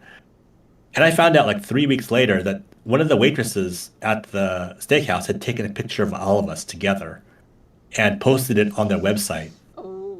And I was like, oh, shit. So I went and told my boss, and we all looked at it. We're like, okay, if we make a big stink about it, it'll actually go viral. So don't say anything. Just hope nobody visits this site and actually looks at these pictures. And so we gambled on that, and it actually worked out. No one saw it and said anything. Crazy. It would have hit IGN immediately if somebody had seen it. We would have known. Nobody saw it. We're like, oh God, thank God. Goodness. Oh God. It was like the most nerve-wracking time. But for, again, it was like amazing that we were able to find some cake maker in Sheffield that could make the cake for us in time. Crazy. That was pretty funny. Yeah. Did you have some, I think you did motion cap for God of War as well. Was there something, maybe not the cake for story, but something interesting happened during that too? Or you met some interesting people? I met all kinds of interesting people. The guy that played Thor, he was really cool. He was on, what was it, that biker show? I can't remember the name of it.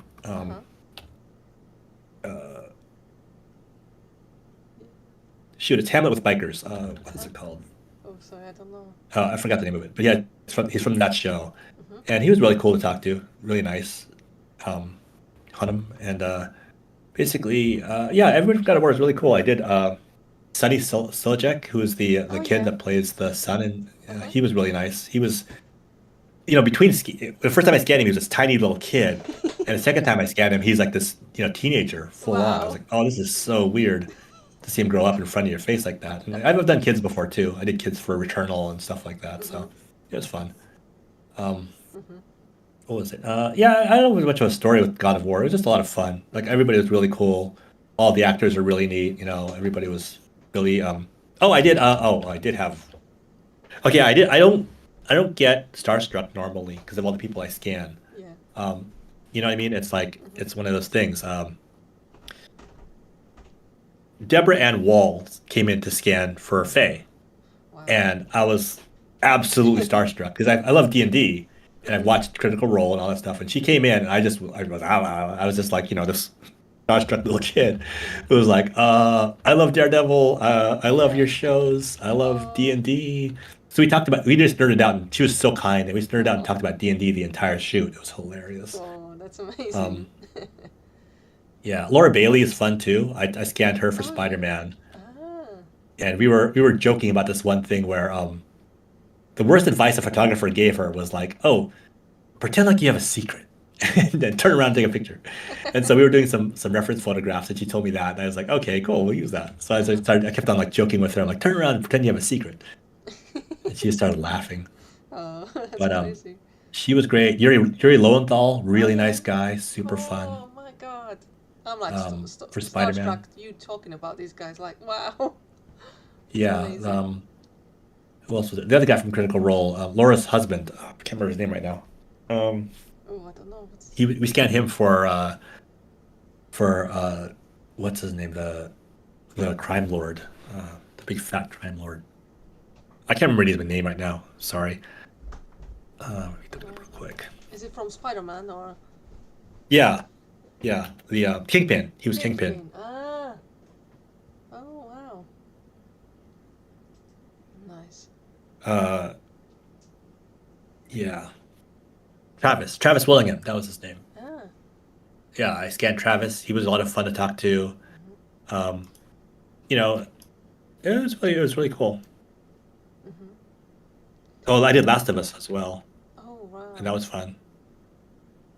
Did you actually do the horse, or somebody else did the horse mocap for that? Oh no, I didn't do the horse. You didn't do the No, horse, right? there was that was the volume. We have a big volume in San Diego. It's the biggest volume on the West Coast, I think. Uh-huh. It's huge, and it actually could have horses running around inside of it, no problem. So, the volume. Right. But yeah, it was pretty amazing. Troy Baker, I've scanned a number of times. Ashley Johnson, we scanned. Uh-huh. Yeah, it was really cool. Yes. Do you miss if I mean, it's obviously, was it on top of your art director duties, or were you just focused on mocap at that time? At that time, I was on top of it. I was a principal artist, and I was actually doing a lot of experimentation with shaders and stuff like that, and helping out. Scanning wasn't every day. Scanning was like maybe once every couple of months. Right. But there were a couple of times where it was like, back to back, but very rarely. And because I was the one that was unattached, I didn't have a family or anything like that at home. I could travel, so Right. that's what, like, when Kojima went on the road, I went with him. Oh, one of my favorite scanning stories was Guillermo del Toro. He was amazing. We went to Toronto Film Festival and actually scanned Guillermo there, and that was just a hilarious set of events. I mean, everything was fantastic. Again, I don't get starstruck, but then Guillermo del Toro, I was starstruck with.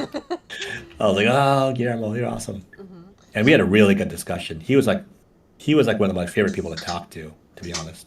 Nice. So, what about the gear for the mocap? Wasn't it too big to carry with you, or was it just a face one you were doing?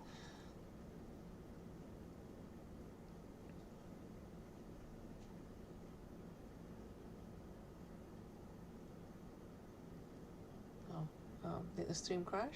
So okay, and one of the pieces almost got me busted with the TSA. I would carry this gigantic silver ball with a handle on it. It looked like a giant mace, a chrome ball.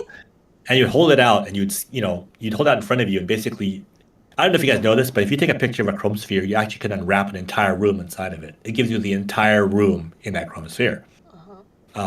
And so you'd have this chrome sphere that we'd carry around with us, and I drew the lotto where I got to carry it around, and I went to a TSA with it in my bag. They pulled that out and like, what the hell is this? And I'm like, oh, it's a chrome sphere for calibration for motion capture. We're doing a capture shoot this week. And luckily, one of the TSA agents was like, oh yeah, my cousin does that. I've seen this before. And so she just waved me on through. I was like, oh, thank God. Phew. Because normally with this giant metal mace in your bag, you're not really supposed to carry that through there, or at least they'll give you lots of shit about it. Right. And luckily, it was like not a big deal. Wow. I can't even imagine. Like, it sounds so suspicious, this huge thing you're carrying with you. Yeah, right. Hilarious. Yeah, I have all kinds of stories. Like, Guillermo del Toro was my favorite one because he was an artist through and through. Like, talking to him about art, talking to him about the process of making films, it was fantastic. Like, one of the things he told me was, he said that sometimes, some days, or actually not even some days, like some moments, he feels like, oh, I'm the shit, I'm the best guy for this. I know exactly what I'm doing, I've got my shit down. Other days he feels, this is Guillermo del Toro, mind you, he feels, oh, I'm a hack and I should quit the industry because I just suck. And I'm like, well, how often does that happen to you? Like, those feelings. He's like, oh, I've asked between those two feelings several times a day. Oh, wow. I was like, What? okay. Whoa. Well, if Guillermo del Toro has imposter syndrome, then I think that gives, the rest of us permission to have it and to be okay with it. So as an artist, it was just an amazing feeling to be able to talk with him on that level and say, oh, wow, that's cool. If he feels that way, then, I feel validated in the way that I feel sometimes. About just that feeling of, oh, God, I suck today, or I don't want to do this today, or Yeah, I think we can all relate to And, that. yeah.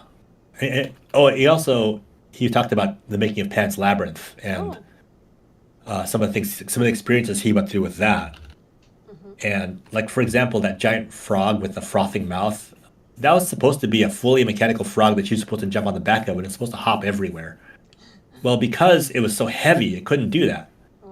So he had to embrace the fact that, okay, I can't do that. What can I do with it and actually make the scene work?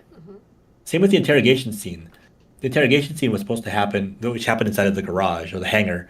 It was supposed to actually happen inside of the pigeon coop, but he'd specified for the pigeon coops, to be built enough to house two people, having a talk, having a torture scene, an interrogation. And what happened was the set designer had built it for two people, but two people, not including the cameraman. So the cameraman couldn't fit inside of it to film their actual scene because of the way it was built. So that forced him to once again pivot and put the scene inside of the hangar instead of having it happen inside of the pigeon coop. And that's just part of the specialness of filmmaking or game creation, right? You have to adapt. It's never going to happen the way you exactly hope it would. So you have to adapt. And that's the part of the beauty and the fun of it. So yeah, that's cool. That was a really fun talk with Guillermo. Nice. He was a great guy. Excellent. Talking about the mocap, Chocolate Rob is asking, were you present for the mocap of the joke musical version of the final confrontation in The Last of Us? I haven't played it, so I don't know what this is. Don't know if you know. I wasn't present for that one, but I know what you're talking about. Okay. That was filmed at Sony. That was captured at Sony Santa Monica, and not the San Diego office. Okay. But I did scan Abby. That was another funny story, by the way. The actress that played Abby, she was amazing. So there's two actresses we scanned for Abby, one for the face and one for the body. Pauline Filch was the actress who did the body. She was actually a Adidas-backed core fitness trainer, and she's a professional body building contestant, like a trainer and contestant. And so we scanned her body, and she just had an amazing physique, right? And we had to do a scene where, and I think you guys have all seen this scene before, we had to pick her up by her shoulders and drag her into a scene. So basically her arms are tied behind her back, and then someone had to pick her up and carry her into a room. Oh. Well, they didn't have all the actors there for that. They just had me and Cindy, who was the makeup artist. They had us grab Abby by the shoulders, by the arms, and pick her up and drag her into the room and drop her down. That was hilarious. And I thought, okay, cool. I got to drag around Colleen and pretend like I'm one of the bad guys. And they're like, okay, cool. And then they had her get out of it. And then, okay, we need to do a scene where she's taking a hostage. Cool, awesome. They're like, Daniel, get in there. I'm like, what? So I got in there as the hostage. So they gave her, the mocap gun, which is this big plastic piece. It's got a seam running right down the middle of it. It's hilarious. She grabs me around the throat, and she puts the gun to the back of my head. Ooh. And I'm supposed to struggle. So I'm sitting there struggling. I'm like, okay, cool, struggle. And put more into it, Daniel. I'm like, okay, cool. So I actually try to break her grip, and I can't. I literally can't break her grip. Wow. It's actually a really, really strong woman. And I was like, and she's pressing that gun to the back of my head, and that's what it really felt good, because she's throwing me off balance. I'm putting my hands out like, don't shoot, and then she shoots me in the back of the head, and I fall over. And then when I got up and went back to the bathroom, I noticed that the impression of the gun was actually like in the back of my neck. What? And she actually pushed it that hard into the back of my head. It was hilarious. Wow. I was like, oh, that's awesome. Well, but yeah, Colleen Filch was awesome. She's on Instagram. She's just an awesome actress. And I really hate that the actress who played Abby got, because that wasn't her fault. It wasn't her thing. If you don't like the game, fine. If you're angry about the game, fine. But don't blame the actors. Holy crap, don't blame the actors. They're doing a good job. Exactly. In fact, if you hate whatever that character is, appreciate the actor more, because they actually did a good job. They're not like that in real life. Yeah, exactly. And so they did a good job making you hate that character. Then you should appreciate that actor, Don't go giving them shit. That's just stupid. That means you can't tell reality apart from fantasy. Kind of reminds me of I watched Daredevil, the Netflix series recently. Was it 3 seasons? It was 3, and I really I so got into it because obviously all the actors were just brilliant, and I just loved and Kingpin was so menacing. I was like, wow, this is really good. I mean, the whole cast was just wow, and obviously there's this new Daredevil Reborn again thing going on, so there'll be a really big shoes to fill. I hope they can pull it off, but I'm worried because everybody's going to compare it to the old Netflix series. I say old, it's not that old, but yeah, it's going to be tough. I have a feeling D'Onofrio's going to come back for it. Yeah, I think Deborah said she potentially might not. She wasn't asked, which is a bit sad because I really like a Karen character. So Oh, Deborah Wall. yeah. But she's having fun with D&D right now, so. Oh, okay, yeah. She said she's in Critical Role. I don't watch that, so I'm not aware of. She was critical as a guest, but she has her own Ah. thing actually for D&D. She Oh, builds her own really? props, so it's No pretty crazy. way. Wow. Yeah, it's awesome.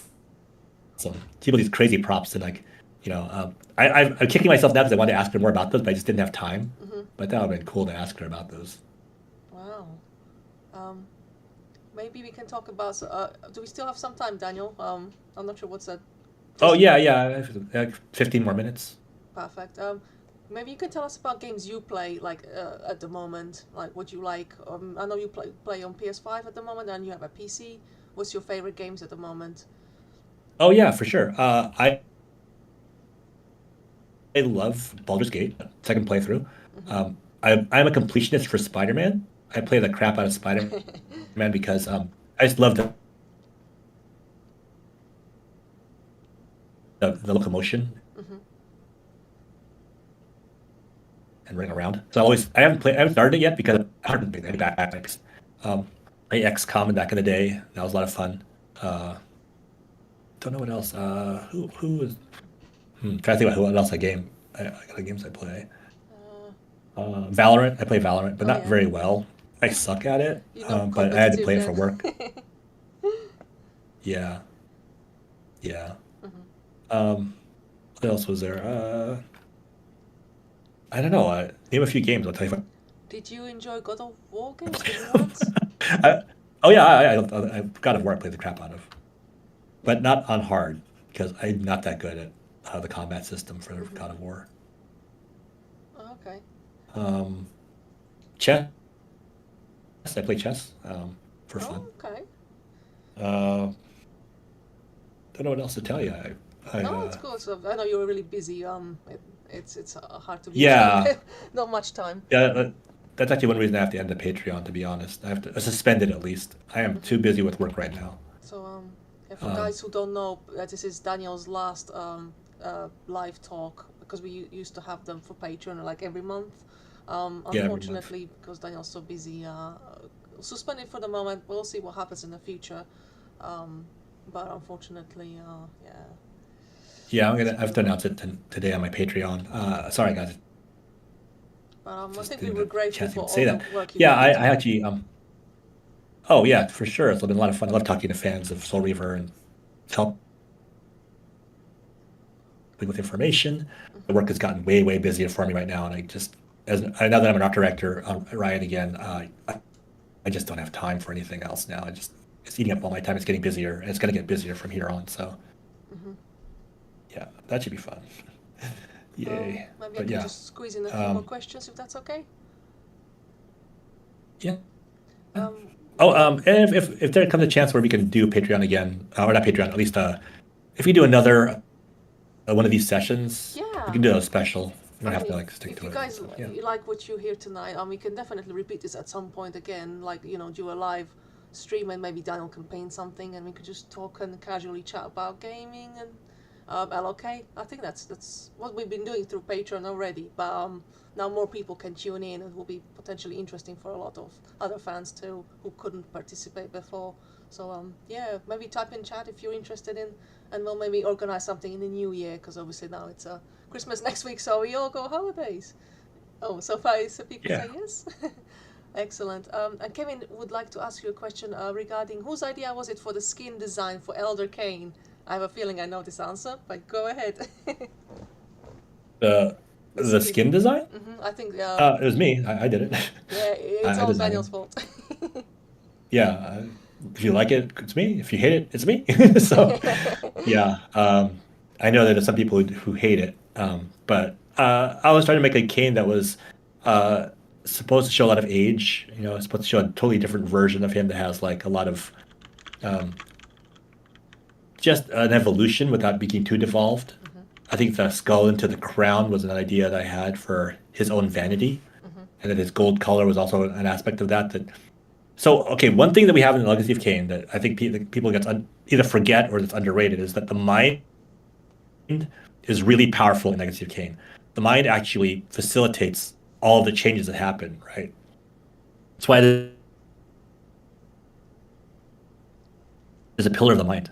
Vampires who are able to manifest themselves a certain way do so because their mind chooses that. They choose that in their heads. They choose to go in that direction. So I think that is huge for just understanding of of what the evolution of the characters is. So when Kain gets basically tagged in the womb and basically cursed, it's also a curse in the mind, and it basically says that you will devolve into the things that you are. Your personality will come through; it'll become part of you. So whoever you are as a person, that's what kind of shows up in the evolution of the character. So that was Kain. It's like he basically his arrogance became a crown of bone. His own ability to see himself a certain way that's why he became that. Yeah, that makes sense. Yeah. So yeah, I don't know if you have any specific questions about the skin for Elder Kain. Yeah, but one thing I need to stress is golden, not green. There's this meme about Kain being green, so it's like, no, he's not green. The lighting is green, but it's actually golden. Stop, exactly. Stop drawing him green. No, I'm kidding. I mean, whatever you like. I've never been one to say like, it's one thing or another. Like I said, I don't like putting too many limits on people. If people want to interpret them a certain way, that's cool. I just know what I do, especially for the game and the way I do things. But if people draw them a certain way, I don't care. It's fun. Esteban is asking regarding the power levels between the lieutenants. Are we safe to assume, like the way or the order of which Raziel kills them in Surah 1, from Malkaya the weakest and Zephon? Is this basically the power level of them actually being like that because of the portion of the soul they received? Would you agree? It's about safe assumption. Yeah, but I don't think the discrepancy in power is all that great. Okay, so they all have strengths and weaknesses potentially. Yeah. Like Duma is, he's big, he's powerful. If he'd been given time to evolve further, he probably would have become something like Malkaya or something like a Terrell. Yeah. And Zephon, I mean, God, you can't say Zephon is weaker than anyone. Zephon turned out into this huge monster, so it's like that's true. Yeah. I mean, they're all quite powerful and scary looking. Oh, yeah. If I was going to redesign one boss, it'd probably be Rahab. Oh, probably make him a lot bigger, a lot more powerful looking. He just didn't have the polygons. Like that sea monster you saw in Tomb Raider was my reworking out like my Rahab, my inner Rahab. No way. So I was like, I wanted to look real cool. Yeah, I wanted to look a lot more destructive and powerful. I just didn't have the polygons.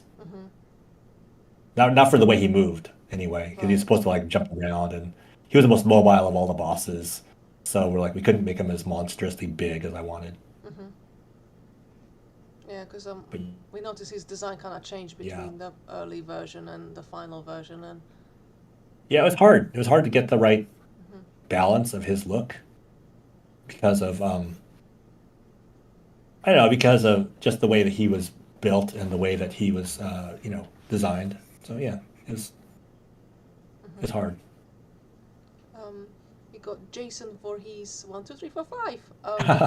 If Ken had another couple of centuries to evolve, would he transform as well or devolve even further? Yes.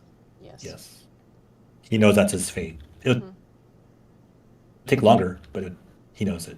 He's seen it. He's seen it in the chronoplast. Right. That'd be fun. I did do one drawing of Raziel devolved. Yes, Maybe we should do one of Kain devolved sometime. Yeah, Daniel actually drew Raziel as deformed. If he wasn't cast in the Abyss, what would happen to Raziel if he would devolve like the rest? And it's quite scary.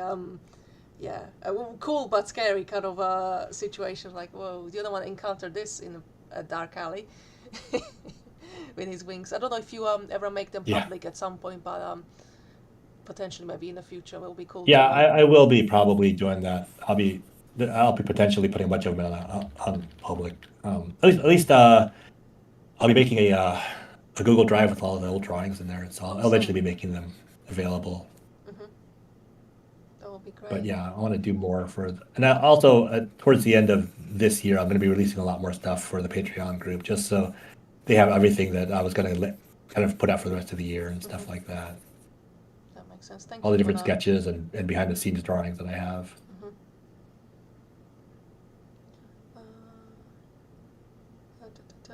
Can I ask, is Laura still here in the chat? I think she was saying she wants to do the competition or show the sketches. Oh, right. Shit. Yeah, I was going to mention that.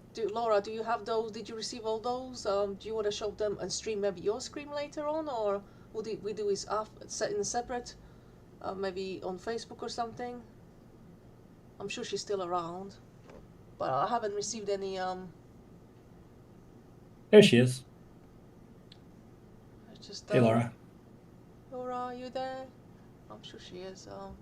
It's just maybe we can do this after the stream and post it on Facebook, because I think some people send in some cool artworks, but I cannot see. Cool. I haven't been sent them, so I cannot show you them right now. So unfortunately, sorry about that. But maybe you can do it after the stream, because we've been streaming for quite a while now. Oh, sorry. Yeah. No, sorry, it's okay. It's okay. I think we all enjoy the streaming. We've been a bit longer. It's more about your time, and if you need to go, you tell us, and we'll wrap it up.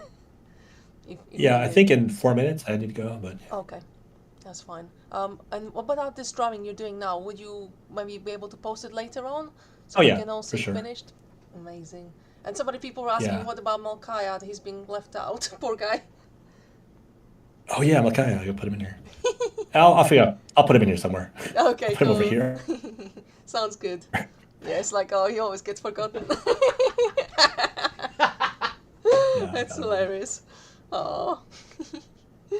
You think of this one? People liking this one? Sorry? Are people liking this? I can't tell. Yeah, I can't see any chat, so I don't know. Yeah. Sorry. People digging it. I'm trying to filter it through. But no, it's people are fascinated by watching you draw. So I'm the same. I was like jaw dropped. But it was lovely for you to allow this public chat today. I'm really grateful for all the work you've shown us. I mean, it's been a year almost for the Patreon, was it? Or 2 years, dude. was it 2 hours? 2 years, yeah. 2 years almost. Oh my God, time flies.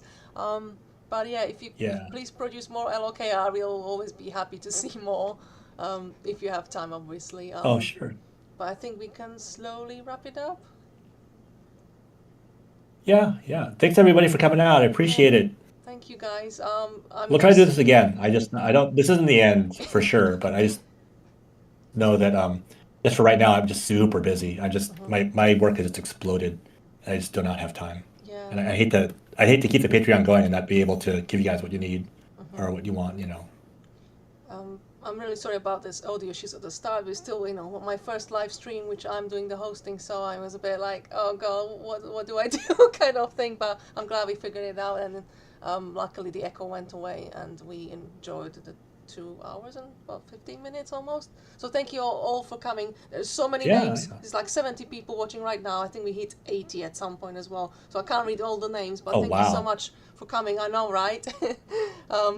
But it was great time with you all. I'm sorry I couldn't ask all the questions because there are quite a few. I tried my best to filter out the most which fit into our stream, but we can always ask more, right, for later. Like there's always more to ask. Yeah, so, thank you guys all for coming, and I'm still around, guys.